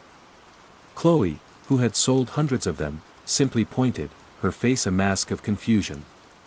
"You want one of those flaky, curved breads?" she asked. The customer, nonplussed, just nodded. Chloe didn't know the word. I jotted it down, my hand shaking slightly. Loss, croissant. October 9th, listening to a national news broadcast. The anchor, a seasoned journalist with a voice like polished granite, was reporting on a bill passing through Congress. He said, the debate was marked by by a lot of strong opinions from both sides of the room. He'd lost the word partisanship, or maybe ideology. The engine of the story sputtered and stalled, and he just drove around the hole, leaving a void where a crucial concept should have been. October 14th, Dr. Finch's seminar. Today's topic was the Sapir-Whorf hypothesis. The irony was so thick I could barely breathe. A student tried to ask a question about the difference between a morpheme and a phoneme. He couldn't. He gestured with his hands, trying to sculpt the concepts out of the air. The little sound bit, he said, frustrated, versus the little meaning bit. Finch nodded sagely. An excellent, intuitive distinction. You see, we don't always need the jargon. Language finds a way. This became the mantra, the placid, infuriating hymn of the afflicted. Language changes. Language is fluid. Language finds a way. It was a tranquilizer, administered every time the patient showed a symptom of the sickness. And the sickness was spreading. Conversations became simpler, more gestural. People used pointing and descriptive clauses to get around the growing number of lexical potholes. The thing you use to write with. The feeling you get when something good happens. Specificity was dying. The world was becoming a thesaurus with all its entries deleted. My isolation deepened. It was a suffocating, soundproofed bell jar. When I tried to point out the specific gaps, the sheer statistical improbability of so many people forgetting so many common words, I was met with blank stares. It was like I was speaking a different language, one that still had nouns. My friend, my only real friend, was Sarah, a PhD candidate in astrophysics. Her world was one of immutable laws and mathematical certainty. I thought, if anyone could see the logical breakdown, it would be her. We met for lunch at a small cafe off campus. It's like a cognitive virus, Sarah, I said, leaning forward, my voice low. It's erasing concepts. Not just the words, the very ideas behind them. Yesterday, I heard someone call a library a word house. Sarah took a slow sip of her coffee. Her expression was one of gentle concern, the kind you'd give a frightened child. Marissa, are you getting enough sleep? Your thesis, it's about language decay, isn't it? Maybe you're. I don't know, projecting. It's like when med students think they have every disease they study. This isn't in my head, I insisted, my voice rising. I pulled out my journal. Look, I have pages of this stuff. It's a pattern. She glanced at my frantic script but didn't really read it. Language does change, you know, she said softly. It's not like gravity. It's messy. There it was. The mantra. Even from her, a scientist. The contagion wasn't just erasing language, it was creating its own defense mechanism, a simple, irrefutable sounding platitude that shut down all inquiry. I felt a chasm open between us at that table. She was on the other side, smiling reassuringly, waving from a shore I could no longer reach. I left lunch feeling more alone than I had in my entire life. My paranoia led me back to the digital world, to a specific, terrifying memory. A few years ago, a brilliant undergraduate named Thomas Crane had written a paper for Finch's seminar, a searingly intelligent piece on the fragility of digital language preservation. I remembered being blown away by it. I had to see if it was still there, if it was still whole. My hands trembled as I navigated the university's server, digging through the archived student submissions. I found the directory, Finch_Ling 401_fall_2020. I found the file, Crane_Thomas_final paper.pdf. My cursor hovered over it. I clicked. The document opened. The title was there, The Ephemeral Archive. But the first paragraph was a block of garbled characters, similar to the book, but interspersed with blank spaces, like missing teeth. The risk of in our increasingly digital society is often understated. While we perceive the cloud as permanent, it is vulnerable to a form of decay far more insidious than the emuldo on paper, bit rot and semantic. I stared, my blood running cold.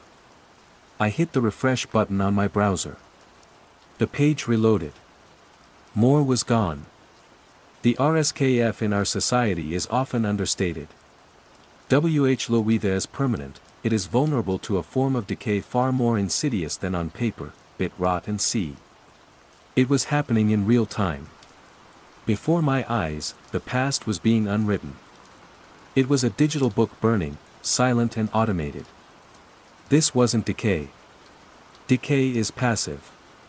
This was an active, aggressive erasure. Panic seized me. I had to show someone. I grabbed my laptop and ran, literally ran, across campus to Dr. Finch's office. I didn't knock. I burst in, breathless, and thrust the laptop into his face. "Look!" I gasped. "It's erasing itself. Crane's paper. Look!" He blinked, taken aback by my intrusion. He calmly took the laptop from my shaking hands and peered at the screen. He saw the garbled text. He saw the gaps. He looked back at me, and his face was filled not with alarm, but with a profound, clinical pity. "Marissa," he said, his voice gentle, paternal. "I think you're under a tremendous amount of stress. Your work, it's highly specialized. It's easy to get lost in it, to see patterns where there are none. This looks like a corrupted file. That's all. It happens." I refreshed it. More disappeared. "A caching issue, perhaps," he said smoothly. "Marissa, the department has resources. Dr. Evans in counseling services is excellent. Perhaps taking a short break from your dissertation would give you some perspective." He was offering me a diagnosis. He was telling me I was broken, that my mind was the corrupted file. The world wasn't sick, I was. For a terrifying, vertiginous moment, I almost believed him. It would be so much easier to believe him. To accept that I was having a breakdown, to check myself in, to let the soothing tide of medication wash over me until I too could smile placidly and call a library a word house. But then I thought of the book. Of the barista. Of the news anchor. Of the silent, real-time deletion of Crane's words. My sanity wasn't breaking. It was holding on, and that was the problem. I snatched my laptop back and fled his office, his offer of help echoing in my ears. The campus, once a place of academic refuge, now felt like a sanatorium where I was the only patient who knew she was sick. That night, I didn't sleep. I scoured the university's faculty archives, not for what was there, but for what wasn't. I looked for holes. I searched for professors who had left suddenly, whose research had been scrubbed, whose names were footnotes in forgotten controversies. And then I found her. Dr. Evelyn Reed. A full professor of linguistics, forced into early retirement 7 years ago. The official reason was health concerns. But a few clicks deeper, through cached forum posts and a deleted student blog, I found the real reason. Her final research proposal, rejected by the board as academically unsound and bordering on paranoid fantasy. Its title was Lexical Voids and Mimetic Entropy. I felt a surge of adrenaline that was part terror, part hope. I wasn't the first person to see the ghosts. I just had to find out if the woman who had seen them first was still alive. Underscore underscore underscore underscore underscore underscore underscore underscore underscore underscore underscore underscore underscore underscore underscore underscore. Phase 3, the nature of the threat and escalation. Finding Evelyn Reed was like trying to find a book in a library that had burned down. Her university records were ghost-thin, her digital footprint non-existent. But linguists, especially old-school ones, leave paper trails. I spent 2 days in the town's municipal archives, cross-referencing property deeds and voter registrations. Finally, I found an address. A small house on the edge of town, where the manicured lawns of professorial suburbia frayed into overgrown woods. The house was a fortress against the modern world. The paint was peeling, and the garden was a riot of untamed plants, but the windows were clean and a thin curl of smoke rose from the chimney. There was no doorbell. I knocked on the heavy wooden door, the sound echoing flatly. After a long moment, the door opened a crack. A pair of intensely sharp blue eyes peered out from a deeply lined face. Evelyn Reed looked like a hawk that had decided to disguise itself as a librarian. "What do you want?" Her voice was raspy, amused. "Dr. Reed? My name is Marissa Clark. I'm a graduate student in your old department. The eyes narrowed. The department of empty pleasantries and willful ignorance. Go away. The doors started to close. I read the title of your last proposal, I said, my voice desperate. Mimetic entropy. Lexical voids. The door stopped moving. The blue eyes fixed on me, searching. What about them? I think it's happening, I whispered. Right now. The door swung open. Get inside, she commanded. And close it behind you. The inside of her house was the physical manifestation of my own chaotic apartment, but magnified by a lifetime of accumulation. Books overflowed from shelves, stacked in towering, precarious pillars on the floor. Vinyl records, geological maps, and star charts were pinned to the walls. There wasn't a screen in sight, no TV, no computer, not even a digital clock. The only light came from gas lamps and the dim autumn sun. It smelled of paper, dust, and wood smoke. Tea, she said, more of a statement than a question. She moved with a stiff, bird-like energy, putting a kettle on an old gas stove. Now, tell me. Don't tell me what you think. Tell me what you've seen. For the next hour, I poured it all out. The gibberish book. The corrupt databases. The fumbling students and the placid professors. The self-deleting file. My journal. She listened without interruption, her hawk-like gaze never leaving my face. When I finished, she handed me a cup of tea and sat down in a worn leather armchair. It's worse than I predicted, she said, her voice grim. I called it the glossolalia erosion. I theorized that language isn't just a human invention. It's a fundamental force, like electromagnetism. It imposes order on the raw chaos of reality. It defines, it separates, it creates. A chair is only a chair because we have a shared concept and a word for it. Without the word, it's just an arrangement of wood. She gestured around the room. I thought the erosion would be slow, like a coastline giving way to the sea over centuries. But what you're describing, it's a sinkhole. A semantic black hole. Where is it coming from? I asked, my voice barely a whisper. A nexus, she replied.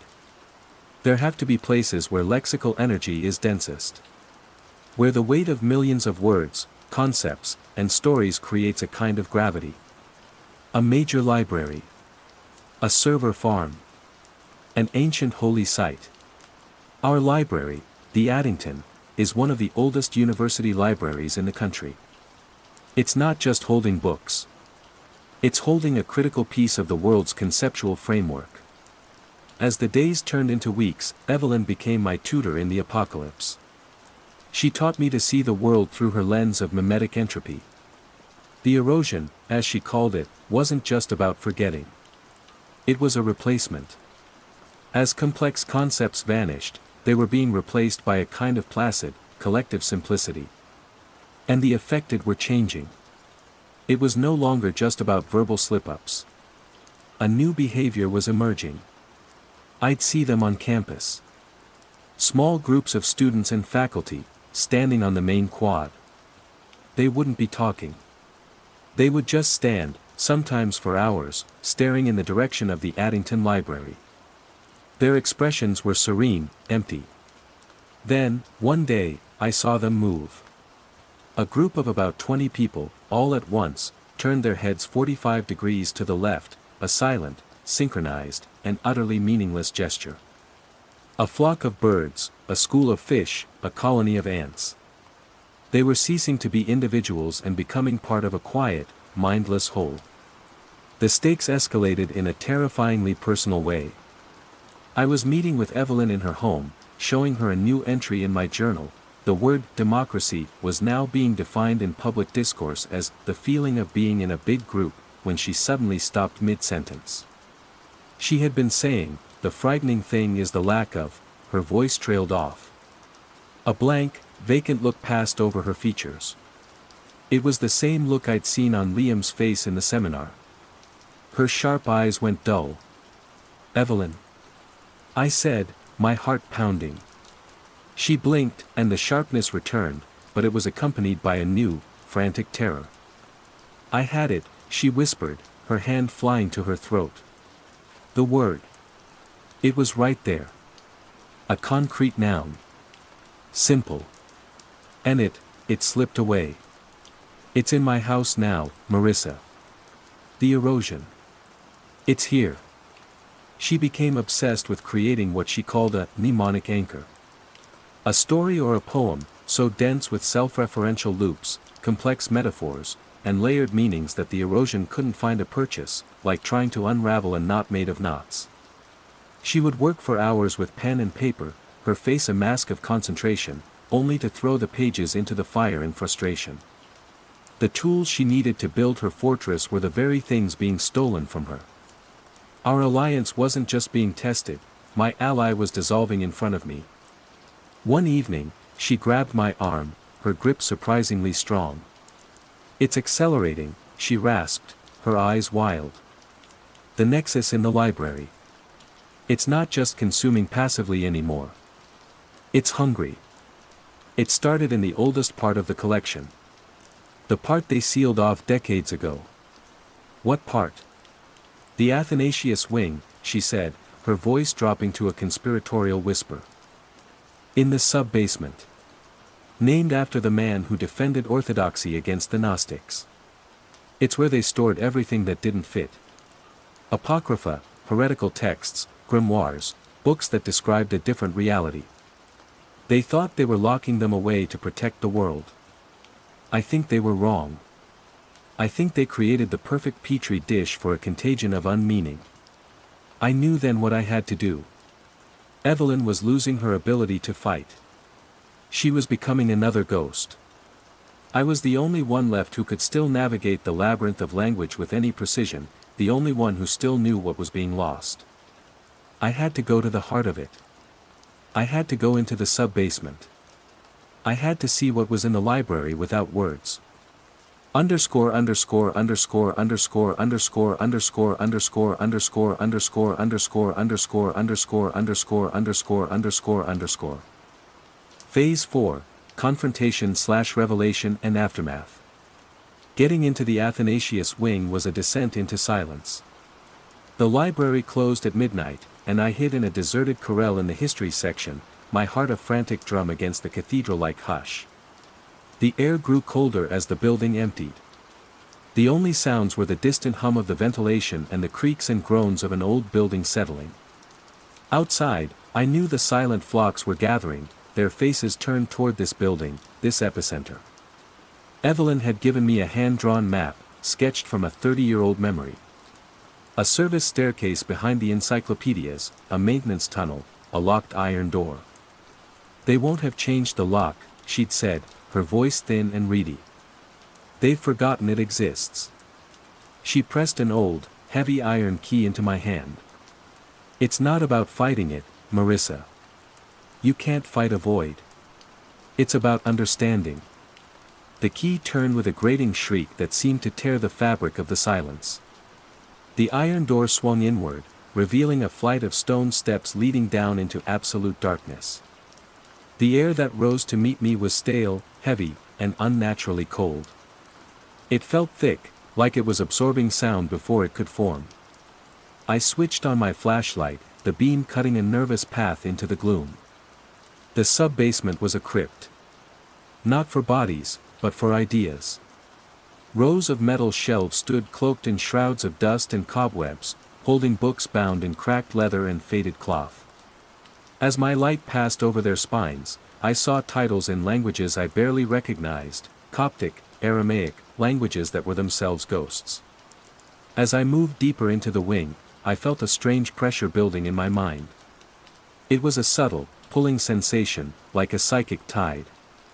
I thought of my thesis, the solid, dependable title. Semantic bleed in closed lexical systems. The words felt distant. What was lexical? The concept flickered, a dying candle flame. I clutched my head, forcing the definition back into place. Lexical, relating to the words or vocabulary of a language. I had to hold on to the definitions. They were my armor. At the very center of the circular chamber, the shelves cleared. There was a space, and in that space, a single, unadorned stone lectern. On the lectern sat a book. It was bound in something that looked like cured shadow, a material that drank the light from my flashlight. It was open to its center.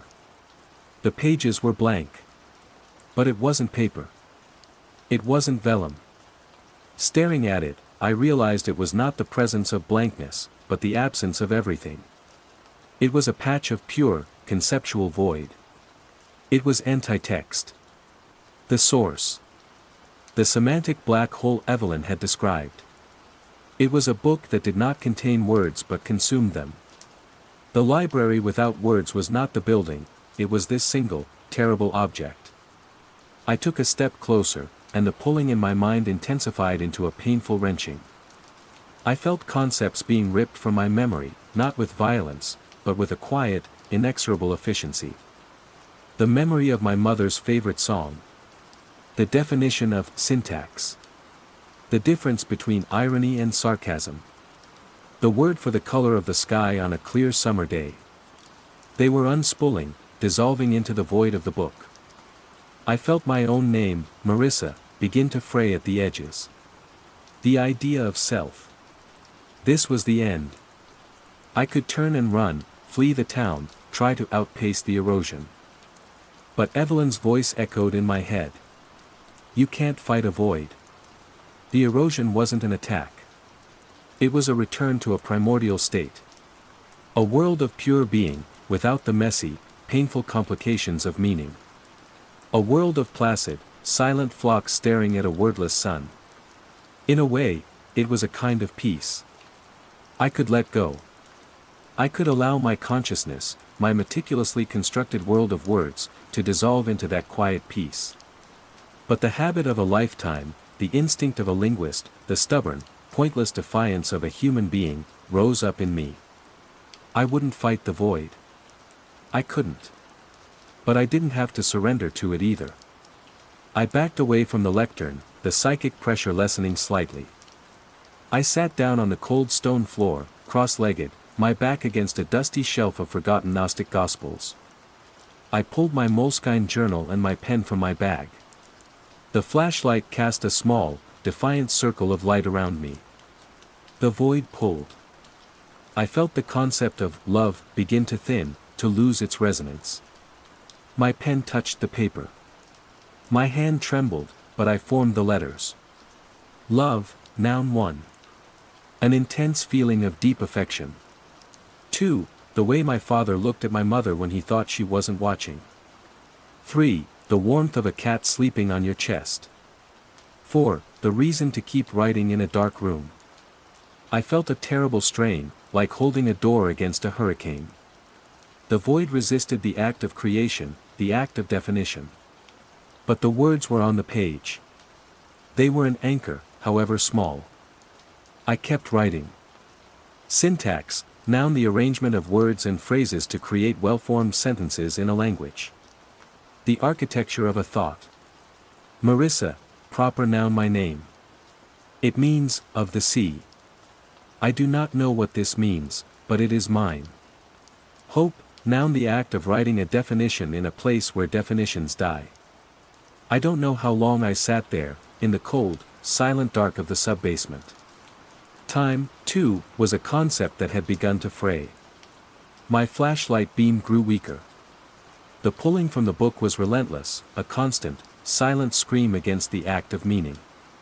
My head throbbed. My vocabulary was shrinking, the well of my knowledge being drained, but I poured what was left onto the page. I wrote about the smell of autumn leaves, the taste of overstrong tea, the satisfying heft of a book in the hand. I wrote down the plots of novels I loved, the lyrics to songs, the names of the bones in the human hand. Each word was a struggle. Each sentence a small, desperate act of rebellion. I am still here. The light is almost gone. The pulling is stronger. Outside, I imagine the world is quieter now. The placid flocks have probably turned their faces from the library, their vigil complete, and are now looking toward the horizon, waiting for a new day to begin, a day that will need no description. I have not saved the world. I have not defeated the quiet contagion.